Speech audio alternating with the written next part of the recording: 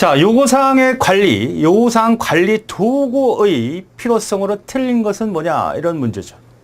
자, 요구사항은 뭐죠? 요구를 한다는 거죠. 어떤 프로그램을 개발해야 되는데 그 프로그램을 필요로 하는 업체나 개인이나 여러분들이 어떻게 짜달라고 요청을 할 거 아닙니까? 그것이 바로 요구사항이죠. 그 요구사항을 개발자들은 잘 들어서 분석을 해서 문제가 없게끔 잘 체계적으로 받아들인 다음에 그 요구사항을 바탕으로 해서 프로그램이 설계가 되고 그 설계를 바탕해서 프로그램이 짜여집니다. 이런 과정을 거치죠. 그래서 이 요구 분석이라고 하는 사용자 요구를 받아들이는 이 요구 분석 단계는 상당히 그 능력이 필요로 하는 개발자가 있어야 됩니다. 그러니까 프로그램을 개발하는 업체가 있을 거 아닙니까? 그 중에서 가장 실력이 있는 사람이 요구 분석을 담당해야 돼. 왜냐하면 그 개발자는 한 사람이 아니고 여러 사람들의 종류가 많을 거 아닙니까? 요구하는 것도 많고 짜달라고 하는 내용도 다르고 또 여러 가지 성격들도 있고 특징들도 있습니다. 그를 잘 파악을 해서 이 요구 분석가는 그 사용자가 요구 내용을 잘 파악을 해서 어떤 형태를 요구하는지 또 어떤 형태를 바라는지 문제점이 없는지 이런 노하우를 갖고 충분히 받아들여야 그걸 가지고 설계 단계와 프로그램 구현 단계로 넘어갈 수 있습니다. 근데 그걸 제대로 하나라도 잘못 받아들이면 그 다음으로 진행되는 것은 아무런 의미가 없기 때문에 다시 수정해야 되는 일이 생기기 때문에 개발팀에서는 가장 능력자가 즉 요구 분석자가 가장 능력이 있는 사람이 되는 겁니다. 그래서 그 사용자 요구 분석하는 게 우리가 어떻게 보면 쉬울 것 같지만 상당히 어렵습니다. 왜냐하면 사용자들은 컴퓨터에 대한 지식이 없어요. 그냥 사용할 줄만 알죠. 어떻게 되는지 다 안단 말이에요. 그러니까 이런 얘기 저런 얘기 하다가 잘못 얘기할 수도 있고 번복할 수도 있단 말이에요. 그러니까 그것을 갖다가 어떻게 체계적으로 받아들이냐 이 부분이 상당히 중요한 거기 때문에 우리 요구 분석 단계가 가장 중요한 단계다라고 볼 수 있습니다. 그렇게 중요한 단계를 우리는 그 요구 분석가가 그렇게 많지 않기 때문에 그 요구 분석을 할 수 있는 도구, 프로그램들이 있는 거죠. 사용자가 요구를 하면 그 내용을 걸러낼 수도 있고 그에 대해 어떤 분석도 할 수 있고 하는 프로그램이 있겠죠. 우리가 뭐 워드 프로세서나 엑셀처럼 충분히 존재하는 건 아니지만 개발팀에서 가끔씩 필요로 하는 그런 고가의 요구 분석 프로그램들이 있습니다. 그런 도구가 보통 PSL이나 뭐 PSA, 뭐 SLM 같은 프로그램들이 있는데 그런 프로그램들 종류보다는 자, 이 요구 분석 자체가 어렵기 때문에 나타난 것이 요구 분석 도구다. 그러면 우리가 요구 분석 도구, 요구 분석이 어려운 내용을 기본적으로 한번 살펴보고 생각을 해보겠습니다. 자, 요구사항의 분석이 어려운 일이 있단 말이지. 사용자 요구사항이 뭐하고 불명확하다는 얘기입니다. 왜? 사용자는 잘 모르죠. 컴퓨터의 지식이 없어요. 물론 있는 사람도 있지만 대부분 다 없습니다. 그러니까 이게 되는지 저게 되는지 실제로 개발자, 컴퓨터를 잘 아는 사람처럼 말할 수 없어요. 그러니까 번복이 되기 쉽습니다. 요구사항이 또 어떤 걸 요구하는지 잘 못 알아들을 수 있죠. 우리가 전문가, 자기 어떤 일에 대해서 전문가가 그에 대해서 잘 알겠지만 그 전문가 아닌 비전문가한테 어떤 말을 할 때 잘 못 알아듣게 얘기하지 않습니까? 자기는 충분히 알고 있지만 이걸 갖다 표현할 수 있는 능력이 부족하다. 그러니까 사용자가 예를 들어서 우리 회사에 회계 프로그램을 만들고 싶다. 개발자한테 설명하려고 하면 컴퓨터의 지식의 바탕하에서 설명할 수가 없다. 자기 독특한 언어라든지 자기의 독특한 알고리즘 갖고 막 설명하다 보면 개발자하고 의사소통이 잘 안 돼요. 그러니까 그런 문제점을 갖고 있기 때문에 어렵다. 개발하고자 하는 시스템 자체가 복잡하다. 요구 분석 자체가 항상 쉬운 것만 있는 게 아니라 대부분 다 어렵더라.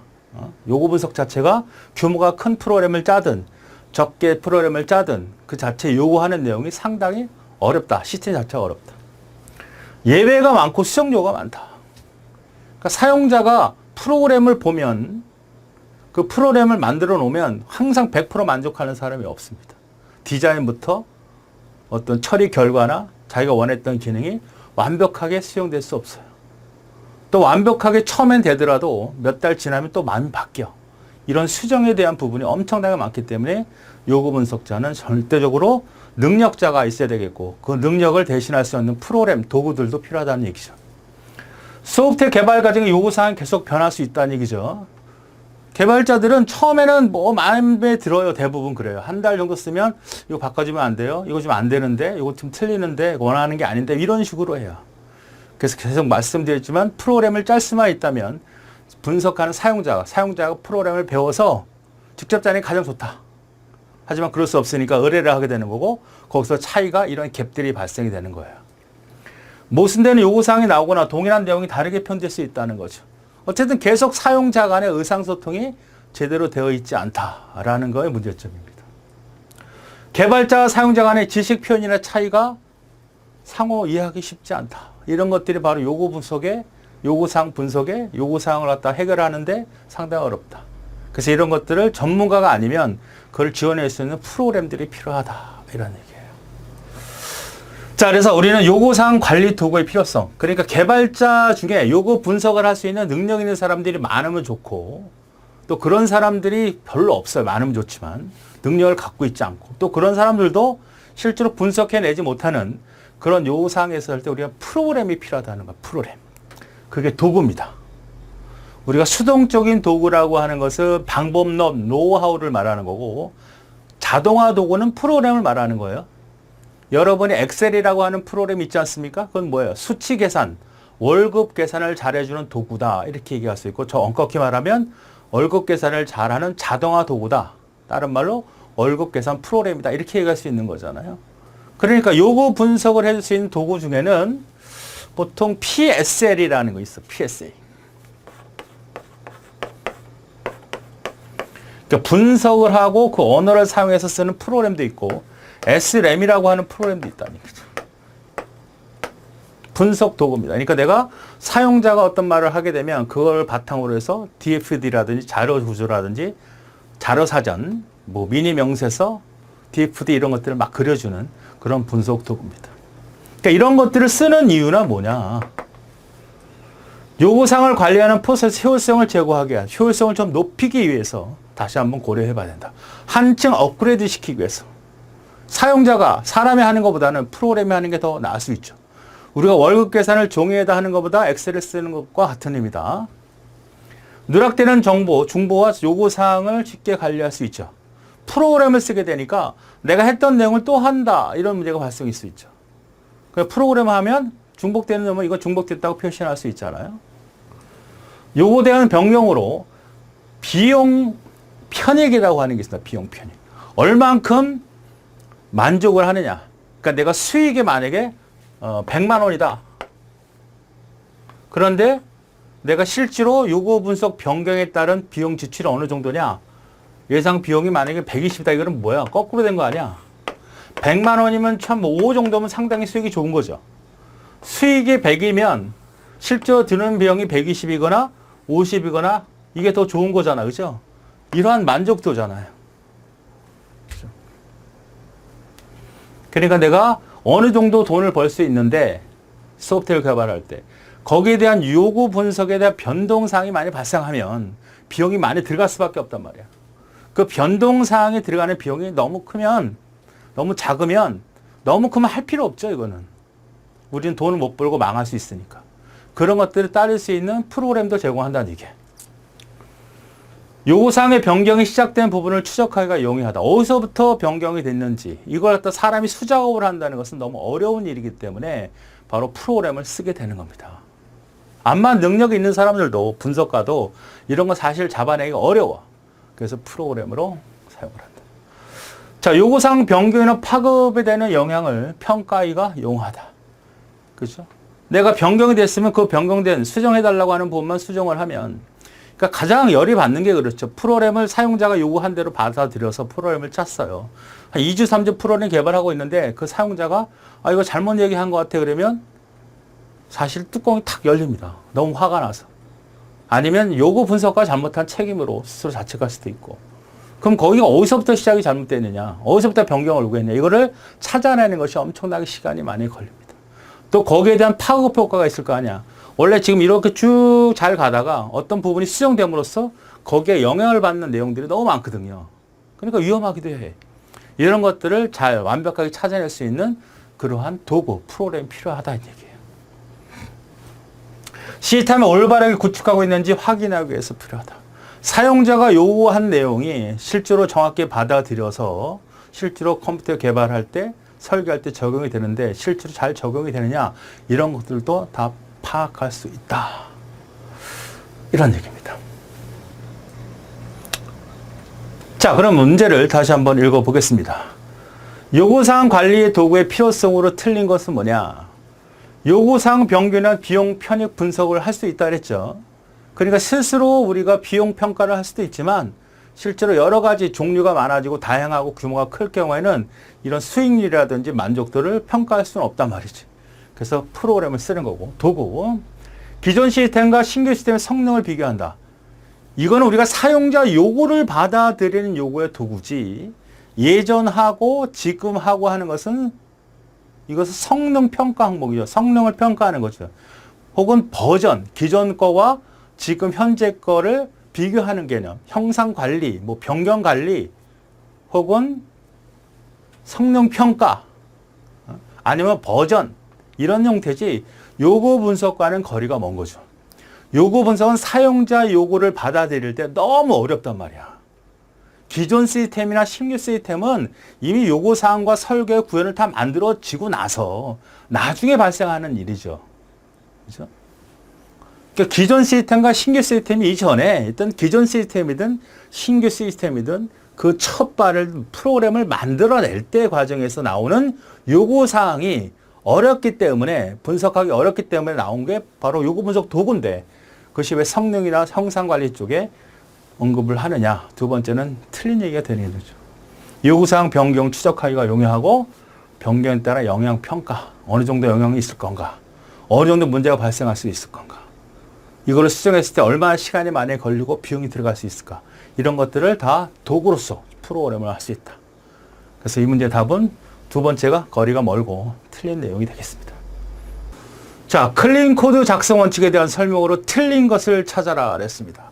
클린이라고 하는 것은 깨끗하다, 이런 의미죠. 코드라는 것은 프로그램 소스를 말합니다. 원시 프로그램을 말하죠. C 언어 프로그램으로 작성한 코드, 비주얼 베이직으로 작성한 코드, 자바 코드, 뭐 파이썬 코드. 자, 프로그램을 짭니다. 그러면 프로그램을 짜면 어떤 실행 결과를 얻겠죠? 자, 실행 결과를 겪기 전에 이 프로그램 소스는 결국 나만 보는 건데 결국 나만 볼 수는 없습니다. 내가 없을 때 혹은 시간이 지났을 때 누군가 내가 작성된 코드를 봐야 됩니다. 그러면 누구나 알아볼 수 있게끔 객관적으로 작성을 해야 돼요. 어떤 부분이 도저히 이해가 안 되는 부분이 있다든지 이런 내용이 있어서는 안 된다는 거죠. 그래서 그러한 형태의 코드로 작성해야만 나중에 수정할 수도 있고 추가할 수도 있고 유저 모사하기도 편한 거죠. 그냥 독특하게 주관적으로 작성한 것은 도대체 뭔 말하는지 모른단 말이죠. 누가? 나중에 내가 아닌 딴 사람이 봤을 때 모른다는 거죠.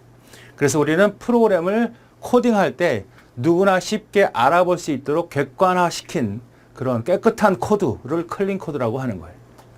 자, 그래서 클린 코드의 기본 강의를 잠깐 듣고 오겠습니다.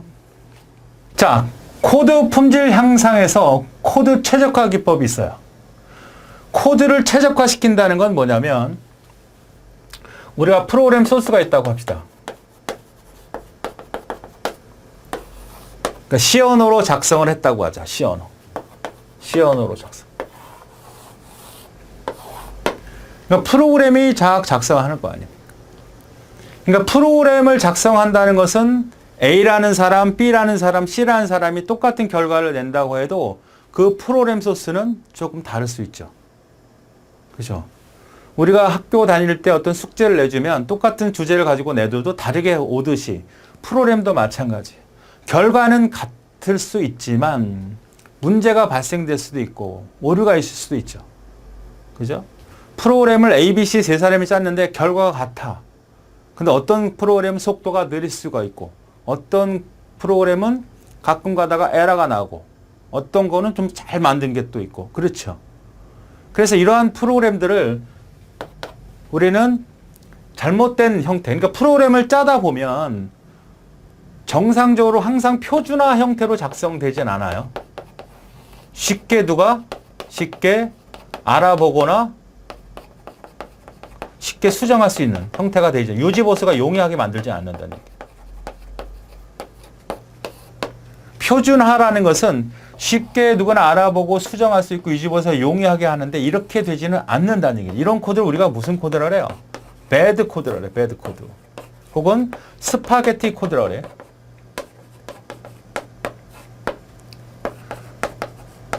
그러니까 프로그램을 자기 마음대로 짠 거야. 우리가 프로그램을 짜는 사람의 기본 원칙은 이 프로그램은 내가 없어도 다른 사람이 해석할 수 있도록 프로그램을 짜야 되는 게 원칙입니다. 주관적으로 독창적으로 짜는 게 아니라 프로그램은 누구나 알아볼 수 있도록 간도, 공백도 적절하게 어떤 모듈과 모듈 사이도 좀 띄우고 프로그램 모듈이 너무 크면 좀 잘라서 파일을 나누고 누구든 쉽게 접근할 수 있도록 해야 되는데 매번 수정하고 또 변경하고 수정하고 변경하고 수정하고 변경하다 보니까 엉망진창이 돼. 그리고 결국 개발자인 자기 자신도 못 알아보게 보게 되는 경우가 많습니다. 그러니까 프로그램 짜던 사람들 가끔 얘기 들어보면 저 또한 마찬가지지만 내가 이것을 계속 진행을 하고 있으면 상관이 없는데 한 몇 개월 동안 아무것도 안 하고 있으면 내가 짠 건지 남이 짠 건지 헷갈려요. 그러니까 그렇게 되지 않도록 철저하게 주석도 달고 누구나 알아볼 수 있게 편한 변수명도 쓰고 이렇게 작성을 해야 된다. 이렇지 못한 것들은 이것들은 어떤 형태를 최적화를 통해서 최적화라는 건 뭐죠? 이 프로그램을 계속 올바르게 좋게 구조화시키고 문제 있는 거 제거하고 계속 반복 작업을 해야 한다는 얘기죠. 그러니까 프로그램이라는 것은 결국 오류가 항상 있기 마련이니까 최소한 이 프로그램 소스에 대해서는 계속 잘못된 거 바꿔주고 공백 라인 주어주고 설명 달아주고 변수명 어려운 거 좀 이해하기 쉽게 써주고 이런 것들로 만들어지는 거. 최적화를 반복을 해서 만든 코드를 우리는 뭐라고 하는 걸까요? 클린 코드라 그래. 클린 코드. 그러니까 이 클린 코드는 뭐 때문에 만들어진가? 최적화를 반복함으로써 얻어질 수 있다는 얘기죠. 그러니까 나쁜 소스 코드를 그 프로그램을 그대로 놔두면 나중에 수정이 계속 일어날 테니까 수정으로 해서 프로그램이 잘못된 부분이 제거되는 게 아니라 수정이 됨으로써 새 3과 4의 에러가 발생이 될 수 있기 때문에 이렇게 완벽하게 어느 정도는 쉽게 클린 코드화 되어 있는 것들을 만들어 놔야 나중에 수정이 돼도 큰 영향을 받지 않게 된다. 이런 뜻입니다. 자, 코드 최적화의 기법을 보면 최적화 아키텍처 조정 및 호출 순서 조정 등을 적용하여 성능을 개선시킬 수 있다. 자, 이 배드 코드, 나쁜 코드 같은 경우는 엉망진창이 된 거죠. 구조도 틀리고 파일을 갖다가 다 하나에다 집어넣는 것도 안 돼. 여러 개를 분리시켜서 기능별로 분리시켜서 계층별로 만들어줘야 되잖아. 그런 것들도 만드는 거고. 또 호출하는 방법도 변수명도 그냥 A를 호출하는 게 아니라 뭐를 호출할 거냐 변수명도 바꿔주고 이런 것들이 다 최적화예요. 프로그래머의 특성에 대한 이해를 기반으로 소스코드 품질 분석 도구를 활용하여 그러니까 이것이 직접 개발을 하고 수정할 수 없다면 바로 도구를 이용하는 거죠. 아, 이 코드가 어때? 괜찮냐? 그렇게 평가를 해서 어느 정도 90% 혹은 95% 이상이 돼야 그 다음에 이제 정리를 해야지. 뭐 배드 코드로 얘기를 하면 이건 도저히 안 돼. 바꿔줘야 돼. 이런 메시지가 나오면 수정을 해주는 이런 프로그램이 있겠죠. 그거를 통해서 최적화시켜야 된다. 최적화 기법은 나쁜 코드를 찾아내서 읽고 쉽게 변경할 수 있는 클린 코드로 작성하는 것이다. 소스 코드는 지속적으로 변경이 된다. 이 소스 코드는 한 번만 딱 만들어주면 끝나는 게 아니고 사용자의 요구에 따라서 아니면 개발자가 성능 개선을 위해서 아니면 업그레이드를 위해서 버전업을 시켜서 변경이 된단 말이야. 변경이 된다는 건 새로운 프로그램을 변경을 된다는 건 잘못된 걸 딱 빼기도 하지만 이 잘못된 걸 뺐을 때 부작용이 생긴단 말이죠. 부작용이 생깁니다. 소스라고 하는 건 엄청나게 유기적으로 연결되어 있기 때문에 아주 견고하기 때문에 어떤 특정한 부분을 빼버렸을 때 잘못된 거 제거했다고 해서 그것만 제거되는 게 아니라 2차, 3차 부작용이 생긴다는 거죠. 그렇기 때문에 클린 코드로 만들어줘야 그런 부작용을 최소화시킬 수 있다는 겁니다. 나쁜 코드는 어떤 거냐 봅시다. 로직이 이해하기 도저히 이건 뭔 말인지 몰라. 누구나 볼 수 있게끔 이해할 수 있게끔 해야 되는데 이건 대체 뭔 말이야? 누가 만든 거야? 도대체 이해할 수가 없어. 로직이나 제가 정리하지 않고 서로 얽혀있는 스파게티 코드라 그랬죠. 스파게티. 도저히 알아볼 수가 없어. 변수나 변수도명 이름이 정의를 알 수가 없어. 변수명, 우리가 C 언어에서 변수명을 예를 들어서 인티저 A 하면 이게 뭔지 어떻게 알아? 우리 연습할 때 이렇게 보통 하지만 인티저 이렇게 해주면 어떻게 될까요? 이 뭐야? 잘은 몰라도 학번이라는 개념이잖아. 그러니까 가능한 이렇게 사용해 달라는 얘기죠. 동일한 로직에 대해서 중복 작성 코드이다. 그러니까 동일한 로직인데 또 써 그거를. 줄일 수 있잖아.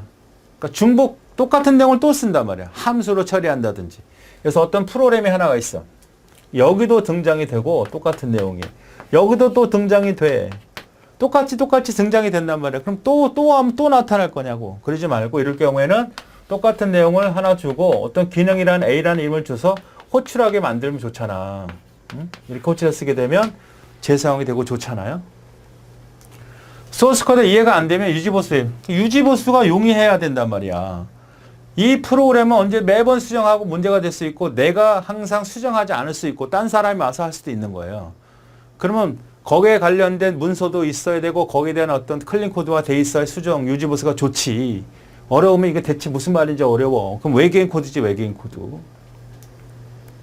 스파게티 코드의 경우 자주 오류가 발생할 수밖에 없다. 그러니까 부작용이 너무 많이 일어나고 성능이 점점 떨어지고 품질이 떨어질 수밖에 없다는 거야. 나쁜 코드는.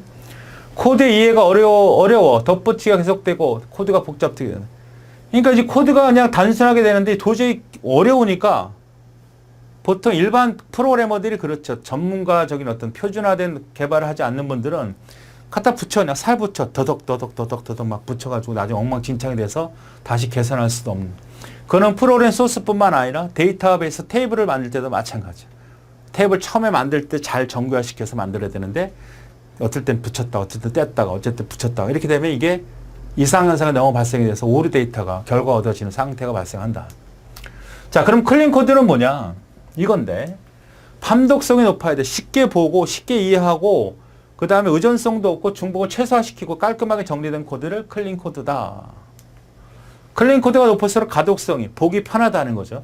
유지보수 비용이 떨어지고 수정 속도가 떨어지겠죠. 속도가 빨라지겠죠. 아니 스파게티가 어떻게 정신없는데. 응? 판독성이 높으면 기능을 쉽게 이해할 수 있고. 그렇죠?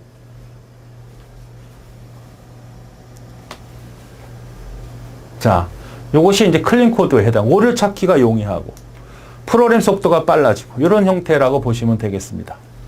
최근에 이제 그 신박한 정리라고 가끔 나오는데 그 집안을 갖다 깨끗이 구조화시켜서 정리시키죠. 그런 개념이라고 보시면 돼요. 억만장창인 그러한 집을 필요 없는 거 빼버리고 사용하지 않는 거 빼버리고 제 위치에 시키고 각각의 기능의 역할을 할 수 있도록 해줘야 우리가 클린 코드처럼 된다. 이런 의미가 된다고 보시면 돼요. 네, 이제 클린 코드에 대해서 충분히 이해하셨죠? 자, 그럼 문제를 보죠. 코드의 중복성을 최소화시켜야죠. 한글을 또 하고 작성한다는 건 코드 양이 늘어날 뿐더러 복잡할 뿐더러 부작용도 발생이 되니까 이런 것들은 최소화시켜야 된다. 최대화 그럼 틀려. 코드가 다른 모듈에 미치는 영향을 최대화하라? 우리가 모듈이라고 하는 것은 여러 개의 모듈이 한 프로그램에 존재하잖아요. 모듈이 뭐라 그랬습니까? 모듈이 부품이라고 보시면 된다 그랬죠? 소프트웨어를 구성하는 부품은 무수히 많습니다. 그러면 가능한 이 모듈은 이 안에서 어떤 결과를 얻고자 하는 형태가 좋지 외부의 영향을 받게끔 작성하면 안 돼. 그럼 여기를 작성을 했을 때 여기를 다 고려해야 된다면 굉장히 복잡해지는 거죠. 그래서 우리가 결합도라는 것도 배웠지 않습니까? 모듈 간의 관계성의 척도는 약하게 갈수록 좋다. 컴퓨터에 구성하고 있는 하드디스크, 키보드, 마우스, 여러 가지 메모리 이런 것들은 각각의 부품이죠. 이런 것들은 관계성을 강하게, 약하게 가져야죠.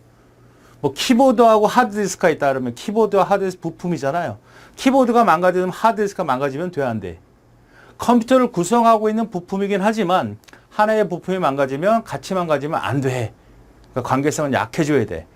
그러니까 미치는 영향을 최소화시켜야 한다는 거죠. 결합도를 약하게 해야 되는 것과 같은 맥락이다.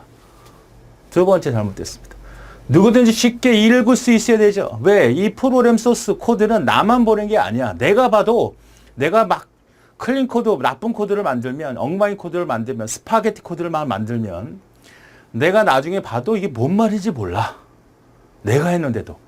그러니까 체계적으로 표준화시켜서 쉽게 누가 이해할 수 있도록, 누구든 이해할 수 있도록 주석도 잘 달고 칸도 잘, 공백도 잘 널널하게 이용을 해서 예쁘게 작성하는 것이 좋다. 그 다음에 간단하게 코드를 작성하라. 너무 복잡하게 아니라 심플하게 작성을 하자.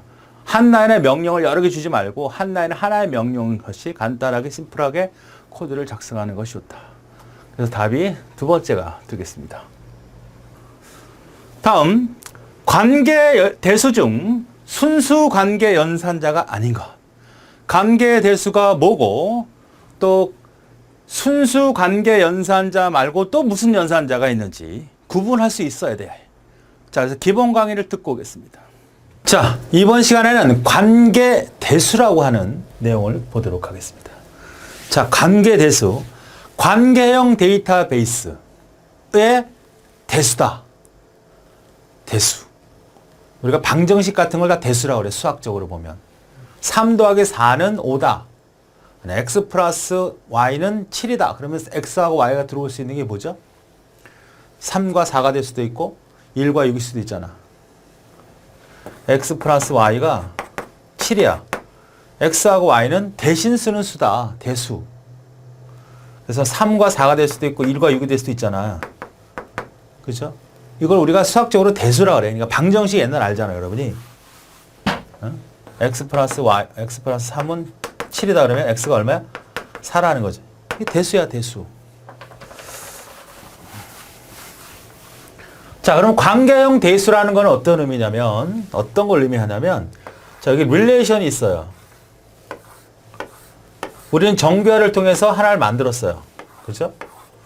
그럼 정규화를 통해서 만들었다는 얘기는, 테이블을, 데이터, 릴레이션을 잘랐다는 얘기죠. 가능한 완벽한 종속을 통해서 잘라내야만 우리는 효과적으로 문제없이 이상한 점 없이 사용할 수 있다고 말씀드렸습니다. 맞죠? 그러니까 정규형이라고 하는 것은 이상현상을 제거하기 위해 쓰는 거고 정규형이라는 것은 결국 테이블을 분해시켜서 완벽한 종속관계, 기본 키와의 종속관계를 갖게끔 만들어 놔야 된다 그랬어요. 그렇죠? 그렇게 놓고 이제 필요에 따라서 뭐가 일어난다? 서로 결합이 일어나야 된다고 사용할 때. join이라 그래. join. 이거를 join. 그러니까 이렇게 분해된 자료들이 있다고 가정을 해봅시다. 이게 이게 R 릴레이션이라고 하고 이걸 S 릴레이션이라고 하자. 그죠? 그러면 얘네들을 합치기도 하고 어떤 자료를 찾아내기도 하는 겁니다. 이런 것들에 대한 명령. 이래서 여기가 A 항목이고 B 항목이고 C, D라고 하자. 그러면 릴레이션 R이야. 그러면 selection 별 from R 해주면 이 내용을 다 볼 수 있어요. 이걸 우리는 무슨 명령이라고 그래? 이거는 SQL 명령, SQL이라고 그래, SQL. 뭐 select A, B from R 해주면 어떻게 될까요? 요 A와 B만 보여. 딴 건 안 봐. 또 select 별 from where A가 만약에 여기가 A라고 하지 말고 C라고 하자. C가 70점, 40점, 50점, 40점, 90점, 100점 이렇게 돼 있다면 70점 이상 이렇게 쓰면 요 70점 이상의 애들만 모두 보여. 이걸 우리가 뭐라 그래요? 이런 형태의 명령어들을 우리는 SQL이라고 한다고. 그럼 이 SQL을 갖다가 쓰는 형식의 표현이 조금 달라요. 뭐마다?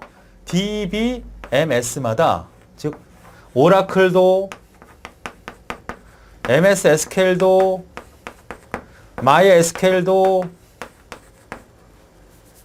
그 다음에 SQLite도, SQLite는 이제 가벼운 거죠. 스마트폰에 쓰는 데이터, DBMS. 그럼 이게 항상 똑같은 게 아니고 쓰는 형식이 어느 정도는 유사해요. 어느 정도는 유사한데 똑같진 않습니다. 쓰는 방법이. 우리가 안드로이드 폰과 아이폰이 똑같이 스마트폰이고 기본 기능을 갖고 있잖아. 전화도 되고 카톡도 되고 구글 검색도 되고 지도도 볼 수 있고 다 있지만 쓴 인터페이스가 좀 다르잖아. 그런 것처럼 DBMS라고 하는 이런 각각의 프로그램들은 조금씩은 달라. 그죠? 다릅니다. 자동차가 있다? 자동차가 있다면 조금씩 다 달라. 그러나 바퀴가 4개인 거 있고 운전대가 있는 게 있고 또 운전대가 우리나라 미국권에서는 지금 우리가 쓰고 있는 데 있지만 일본권이라는 건데는 또 핸들 또 반대 있잖아. 반. 응? 이 오른쪽에 있잖아. 그러니까 우리가 쓰는 이런 데이터베이스에서는 결국 이제 이런 형태로 사용해서 이제 프로그램을 쓰는 건데 다 달라. 그래서 어떻게 써야 되는지 분명히 어딘가 기준안이 있겠죠. 응? 이렇게 쓰는 형태의 기준. 그러니까 기준안을 보고 얘네들이 이걸 보고 만들어야 주는 거야. 자기 형식에 맞게 표준안을 가지고. 그 기준안이 관계대수다. 이렇게 보시면 돼요. 관계대수, 관계해석. 얘는 절차식이라고 그러고요. 요게 핵심이죠. 얘는 비절차식이라 그래요. 얘는 순서가 존재하는 거고 얘는 순서가 존재하지 않는 거예요. 그러니까 대수라고 하는 건 우리가 뭐예요? 아까 방정식처럼 x 플러스 3이면 오면 x는 2잖아. 어떻게? x는 5 빼기 3. x는 이렇게 계산이 되죠? 순서를 갖고 있잖아. 근데 해석은 분석이에요. 분석. 이렇게 된다는 것만 정의하면 돼. 그래서 얘는 절차식이고 비절차식이라고 해요. 그러니까 관계 대수나 해석은 결국 기준안이라고 보면 되는데 이런 쓰임새가 다 조금씩 DBMS 프로그램마다 좀 다르니까 기준안이라고 보시면 돼요. 그러니까 우리가 헌법이 있잖아. 헌법. 헌법을 가지고 그 법 적용을 하잖아요. 그죠? 뭔가 표준안이 기준이 되는 안이 있어야 된다는 거죠. 맞습니까? 우리가 HTML이라는 웹문서도 기준이 되는 SGML이라는 게 있어요. 나중에 배우겠지만. 그러니까 어떤 형태의 프로그램을 쓰든 어떤 형태로 작업을 하든 그것에 기본안이 있다고 표준안이 있어요. 그것을 우리는 관계대수고 관계해석이라고 보자. 자, 어떤 거냐면 보자. 관계대수 특징. 주어진 관계로부터 원하는 데이터와 그 데이터를 어떻게 유도하는가를 기술하는 연산자, 연산규칙 등을 사용 기술은 절차식 언어다. 관계대수가 이제 보면 알겠지만 이걸 보고서 이제 이렇게 만든 거라고. 아, 나는 오라클을 이런 형태의 문법을 만들고 싶은데 여기 참조해 보니까 그걸 기본적으로 이런 게 있어야 되네. 기본적으로 있어야 되는 게 뭐야? DML 이런 거. DDL은 뭐야? 정의하는 거. 테이블을 만들어라. create 데이터베이스 뭐 AA다 그러면 AA라는 데이터베이스 만들어라. 테이블을 만들어라. 이런 것들은 다 DDL. DCL은 보안이라든지 권한을 조절해주는 이 세 개가 반드시 뭐야? DBMS는 존재해야 된다 그랬죠? 그것이 기준안이라고 보면 되고 쓰는 문법도 마찬가지예요. 좀 더 볼까요? 릴레이션부터 필요한 릴레이션을 만들어낸 데이터다. 여기서 내가 어떤 내용들을 뽑아내잖아요. 여기서 요 2개만 뽑아내라. 요 2개만 뽑아내라. 이거야, 이거. 여기서 정렬을 시켜라. 70점 이상 있는 거 뽑아라. 요는 뽑고, 요는 뽑고, 요 세 개만 뽑아라. 10,000명이 있는데 학생이 10,000명이 있는데 걔들의 속성은 되게 많은데 걔네들 학번하고 이름하고 주소만 뽑아줘. 이런 형태야. 10,000명이 있는데 남자애들만 뽑아. 여자애들만 뽑아. 10,000명이 있는데 안경 낀 애들만 뽑아. 다 선택을 하는 거죠. 다 이런 명령이 쓰는 거라고. 그런 것들의 기본안을 제시하는 거라고 생각하면 돼요. 지리에 대한 해를 구하기 위해서 수행할 연산을 명시한다. 이거죠. 릴레이션 조작이에요. 조작이라는 건 다 이거라 그래.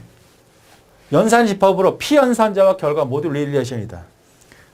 이거와 이거와 연산을 해야 되죠. 만약에 이것이 R이라는 릴레이션과 S라는 릴레이션을 서로 합집합할 수도 있고요. 교집합이죠. 교집합. 합집합할 수도 있고 곱집합할 수도 있고 두 개의 릴레이션을 합칠 수도 있다 그랬잖아요. 우리가 정교화를 하는 것은 테이블을 정교화시킨다는 건 분해하는 것이 핵심이라 그랬죠. 분해는 왜 해? 그냥 분해하고 끝내? 그게 아니라 합쳐서 쓸 거라고 합쳐서. 그때 합칠 때 합집합으로 합칠 수도 있고 교집합으로 합칠 수도 있어요. 자, 일반 집합 연산자와 순수 관계 연산자가 있다. 그러니까 이런 것들. 자, 보죠.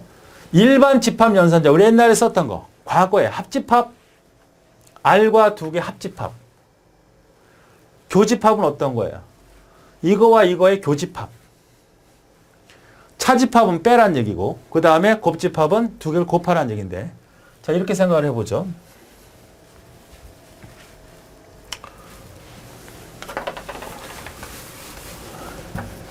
자, 이게 R이라는 집합이라고 보자고.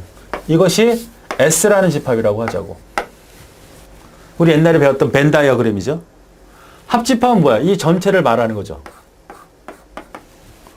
그러니까 여기 R이라는 릴레이션과 S라는 릴레이션에서 여기에 존재하는 것들과 여기에 존재하는 것들이 서로 합할 수 있다는 얘기입니다. 합집합 관계로. 합집합의 관계는 어떤 의미죠? 보죠. R이라는 원소. R이라는 원소가 1, 2, 3, 4, 5가 있다고 합시다. 옛날에 중학교 때 배웠던 거. S라는 원소가 2, 3, 4라고 하자고. 그러면 R과 유니언 S는 어떤 거죠? 1, 2, 여기 하나 더 있어야 되겠네.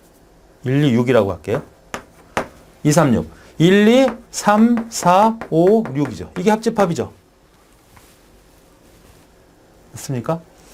그러니까 우리가 테이블이라고 하는 일릴레이션을 합할 때 합할 경우가 있단 말이죠. 정교화를 시켜서 완벽한 종속관계를 갖게끔 분할을 시켰습니다. 그럼 분할된 테이블들이 많이 있을 거야.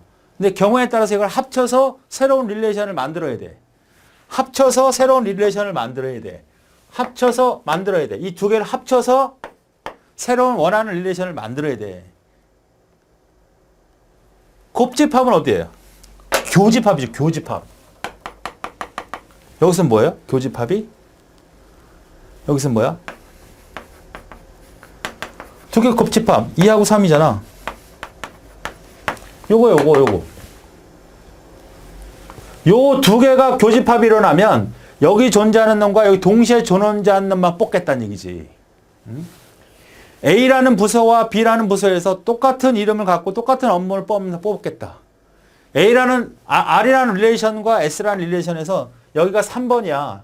여기가 7번이야 있다면 여기도 3번이 있고 여기도 7번이 있다 그러면 똑같은 놈 뽑아내라 이거죠. 무슨 말인지 알죠? 그 다음에 차집합이라는 건 뭐야? 차집합. 차집합은 만약에 R에서 S를 차집합해라 그러면 이거. 그죠? S를 빼라는 얘기잖아. 남아있는 건 R 중에 하나야. 여기다 R에 좀 어떻게 돼? 요걸 따지보면 2, 3, 6을 빼라 그랬으면 2, 3, 6, 2, 3 요거만 빼라는 거죠. 뭐만 남아? 1, 4, 5야. 1, 4, 5만 남네. 그죠? 여기가 1, 4, 5 여기 2, 3이었고 여기가 6이었어요. 그죠? 2, 3, 6 S가 1, 4, 5 1, 4, 5잖아. 그러니까 R 릴레이션에 있는 것이 어떤 게 남아있냐. 이게 차집합 아니야? 내가 여기 릴레이션과 여기 릴레이션에서 필요한 정보를 빼버릴 수 있다고. 제거한다는 의미. 그러니까 우리는 잘 모르지만 어쨌든 정교화를 통해서 테이블들이 작게 완전 종속으로 만들어졌습니다. 그럼 걔네들이 이제 결합이 되는 과정에서 일반 집합 연산자라는 건 과거에서 수학에서 썼던 그런 형태를 말해요. 어떻게 운영하고 어떻게 조인을 시키는지는 어떻게 이용하는지는 우리는 몰라. 하지만 이러한 테이블을 가지고 그 결과를 뽑아낼 수 있어야 된다고. 합집합은 얼마냐? 교집합은 얼마냐? 이런 거 뽑아낼 수 있어야 된다고. 이런 관계에 대한 이해예요. 곱집합은 없었어. 옛날에 고등학교 때, 중학교 때 집합 배울 때. 곱집합은 이거예요. 여기 이렇게 또 이렇게 다 연결시켜주는 거. 그러니까 얘하고 얘. 그러니까 그러니까 하나, 둘, 셋, 넷, 다섯. 하나, 둘, 셋. 3, 5, 10. 15개가 쭉 원소로 나타납니다.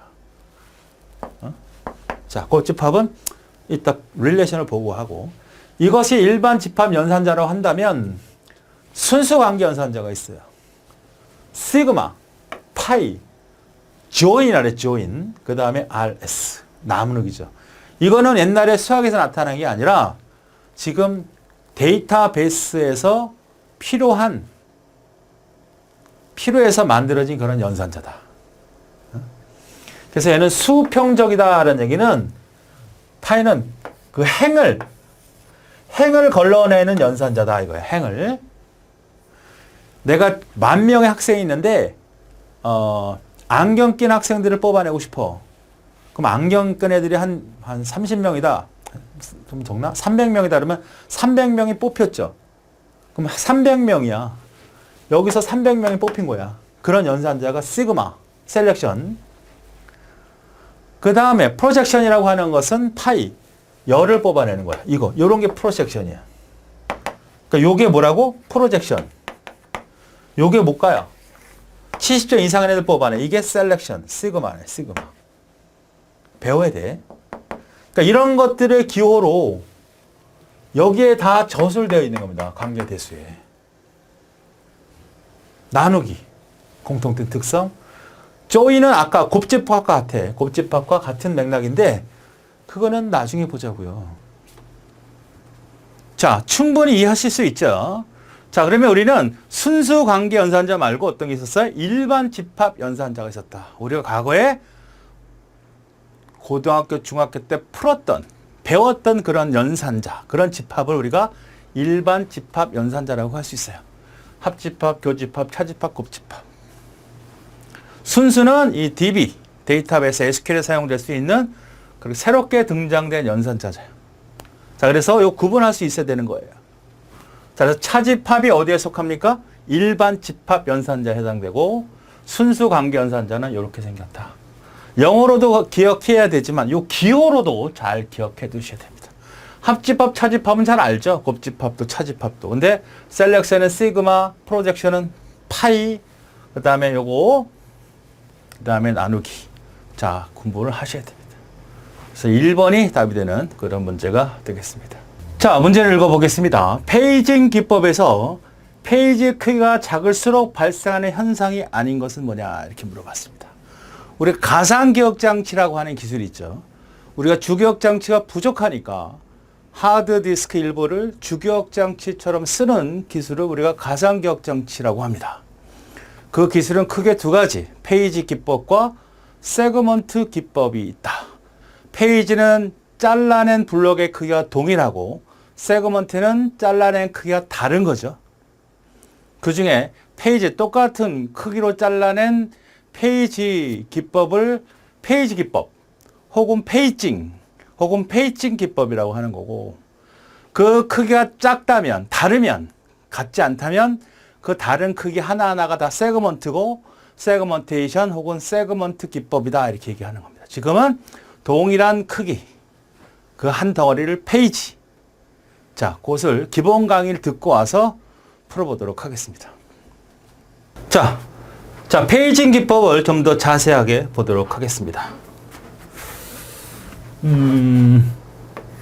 자, 이렇게 요게 주기억장치, 여기는 롬, 여기는 램 이렇게 쓸게요. 운영체제가 적재가 된 상태고 이 양역이 프로그램이 올라가서 실행될 공간입니다. 아시겠죠? 자, 여기는 디스크가 존재합니다. 디스크가 존재해요. 그러면 이 디스크 안에는 물론 크기는 이게 수없이 큰 거죠. 이게 5 정도의 크기면 이게 500기가 정도 되니까 5기가라는 거 없고 4기가 정도, 8기가 정도 그렇게 되어 있어요. 이게 승수배의 크기로 되어 있습니다. 컴퓨터는 이준수 개념이니까 벌써 뭐예요? 100배 이상이 차지하는 거예요. 크기 레벨을 파악하셔야 돼요. 그러면 이 프로그램들이 이렇게 있을 거 아니야. 그죠? 그러니까 프로그램이 하나만 실행되는 게 아니죠.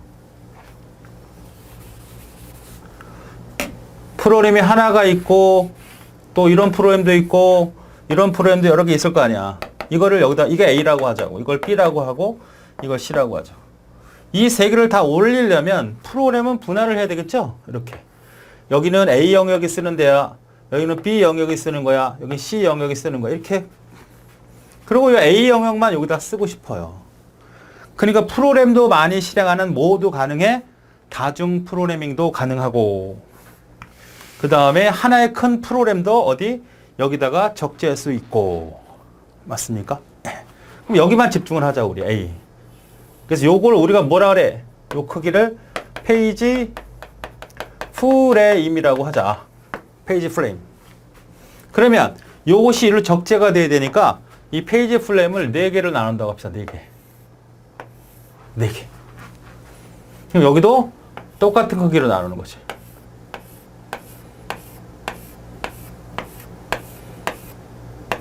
이렇게 나누겠죠. 요 하나의 크기를 4K라고 하죠. 4K. 4K. 4K 바이트. K는 1000이니까 1000 정도가 되니까 4000 바이트. 영문자로 4000 글자 정도를 말해요. 그러면 이 프로그램을 여기다 끌어올려서 실행해야 되잖아. 그러면 어떤 게 실행이 될지 모르니까 여기에 번호를 붙여야겠죠. 1번, 2번, 3번, 4번, 5번, 6번, 7번, 8번, 9번, 11번, 12번, 13번. 그죠? 여기도 실제로 뭐가 존재할까요? 번호가 존재하는데 여기는 100번지, 뭐 104번지, 108번지 이렇게 존재하고 실제 주기억장치 번지가 존재하겠죠. 그러면 첫 번째 거 끌어올려. 실행했네. 두 번째 거 끌어올려. 두 번째 거 끌어올려. 올렸네. 세 번째 거 끌어올려. 올렸네. 네 번째 거 끌어올려. 네 번째 올렸네. 다섯 번째 들어갈 때 다리가 없네. 그럼 이런 기준을 가자고요. FIFO 방식으로 페이지를 스케줄하려면 가장 먼저 들어온 놈을 빼버릴 거다. 교체하겠다는 거지. 자, 지금 내가 실행하려고 하는 놈이 요 4번이 아니고 5번을 실행하고 싶어요. 근데 5번은 올라갈 자리가 없는 거야. 페이지 프레임은 4개밖에 없으니까. 그러면 1번, 2번, 3번, 4번 중에 누군가를 빼내야 되는데 여러 가지 페이지 교체 알고리즘 중에 FIF는 뭐다? 가장 오래된 애랑 교체되는 거거든요. 그러니까 요 놈과 교체하고 싶어요. 그럼 뭐가 돼? 5번이 올라가면 되지. 그래서 다시 실행 포커스를 여기다 맞춰주면 되잖아요. 그래서 페이지를 주기억 장치에 적재한다. 그래서 요 과정을 페이지 인 이렇게 쓰고, 거꾸로 이랬다가 쫓겨난 놈 있잖아. 쫓겨난 놈을 페이지 아웃한다. 그렇죠? 페이지 인과 페이지 아웃하는 거죠. 그러니까 올릴 때는 주기억 장치에 올릴 때는 페이지 인, 쫓겨난 놈을 뭐라 그래? 페이지 아웃. 페이지 아웃. 누구를 어떤 놈을 교체해서 가장 오래된 요런 알고리즘이 다 뭐라 그런다? 이거는 페이지 교체 알고리즘이라고 한다. 교체 알고리즘.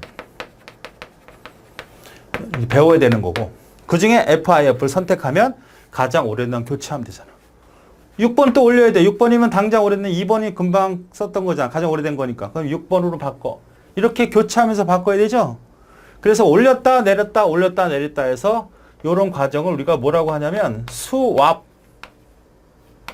요걸 인, 수압 인, 수압 아웃이라는 말도 써요. 그래서 이걸 한꺼번에 뭐라고 얘기하냐면 얘를 스와핑이다 이렇게 얘기해요.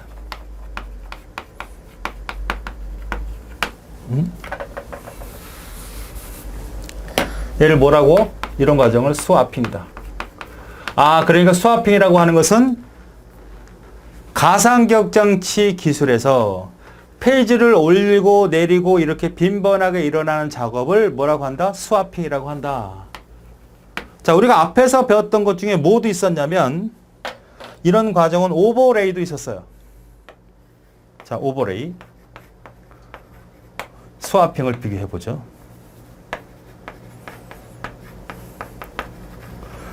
자, 얘는 옛날 기술이고, 일단 옛날 기술이고, 이거는 현재 기술이에요. 이거는 주기억장치만 사용을 했을 때, 여기는 가상기억장치를 썼을 때. 얘는 순차적인 실행이지만 얘는 교체라는 개념이 반드시 있어야 돼. 구분을 잘 하셔야 됩니다. 자, 이렇게 이해를 해보죠. 예를 하나 들어볼게. 이거는 6명이 먹는 식당이에요. 식당. 여기는 6인제 배구.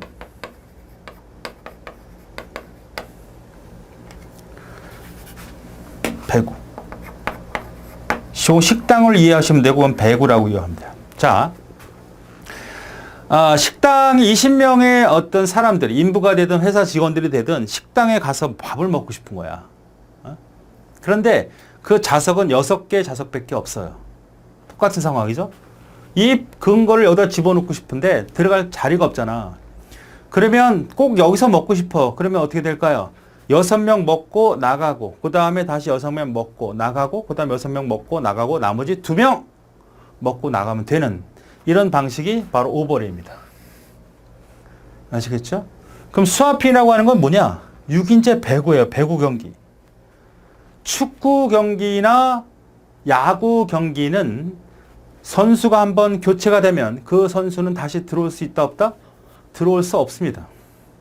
그렇죠? 축구 봤을 거야. 축구 좋아하니까 나가면 다시 들어올 수 없죠. 야구도 나만 교체가 하면 들어올 수가 없어요. 그러나 농구라든지 배구라는 것은 교체가 빈번하게 일어납니다. 맞죠? 교체가 계속 일어나잖아요. 자, 6명이 하는 배구가 있는데 20명이 후보 선수까지 있어. 언제든지 뭐야? 교체 일어나죠.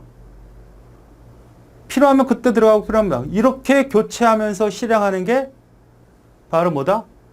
스와핑, 즉 페이지 교체라는 얘기입니다. 그러니까 스와핑이라고 하는 건 6인제 배구처럼 나갔던 놈이 다시 들어온 것처럼 얘가 들어갔다 날아갔다. 내가 당장 여기서 수행하다 보니까 다시 1번이 필요해. 1번 또 쓸 수 있는 거예요. 갖다 불러놓고. 2번 필요하면 또 2번 갖다 쓸 수 있는 거예요. 12번 필요하면 12번 필요한 것도 올라가야 되는 거예요. 이렇게 서로 교체가 되는데 어떤 것처럼 배구 경기처럼 교체가 이루어진다. 스와핑이다. 스왑인, 스왑 아웃. 혹은 페이지인, 페이지 아웃 하는 것을 다 뭐라 그런다? 스와핑이라고 한다. 자, 여기서 왜 순차적인 얘기를 했어, 이거는, 식당은. 먹고 또 먹는 놈이 어딨어, 돼지 같은 놈 아니면은. 먹고 그냥 끝나는 거잖아요. 오버레이가 그런 형태의 실행이라고. 한 먹고 쭉 지나가면 끝나는 거예요. 스와핑은 그게 아니고 먹고 또 먹는 게 아니라 또 경기하고 안 하고 하는 거라고. 교체라는 개념이 반드시 있어야 되고, 구분을 잘 하셔야 돼요. 어쨌든 얘네들 공통점은 뭐예요? 프로그램 메모리 기억 장치가 적은데 큰 프로그램 실행하는 거예요. 그죠? 근데 근본적인 차이는 오버레이는 가상 기억 장치 이전의 기술이고 옛날 기술이고 얘는 주기억 장치만 갖고 사용할 때고 이거는 디스크인 보조 기억 장치 사용할 때. 자, 구분을 잘 하시고. 자, 그러면 이렇게 올렸다 내렸다 올렸다 내렸다 하면 자기네들끼리 올렸다 내렸다 해야 되나? 뭔가 기록지가 필요하잖아. 응? 기록부가 필요할 거 아닙니까? 아니, 나 아무 데나 올렸어? 지금. 자. 1번 페이지, 2번 페이지, 3번, 4번, 5번, 6번 쭉 있다고 하고 1번은 지금 어디에 올라? 없어. 1번은. 올라가지 않은 상태야. 2번은 어떻게 될까? 2번도 올라 없어. 3번은 어디? 108페이지 있다고. 108번지.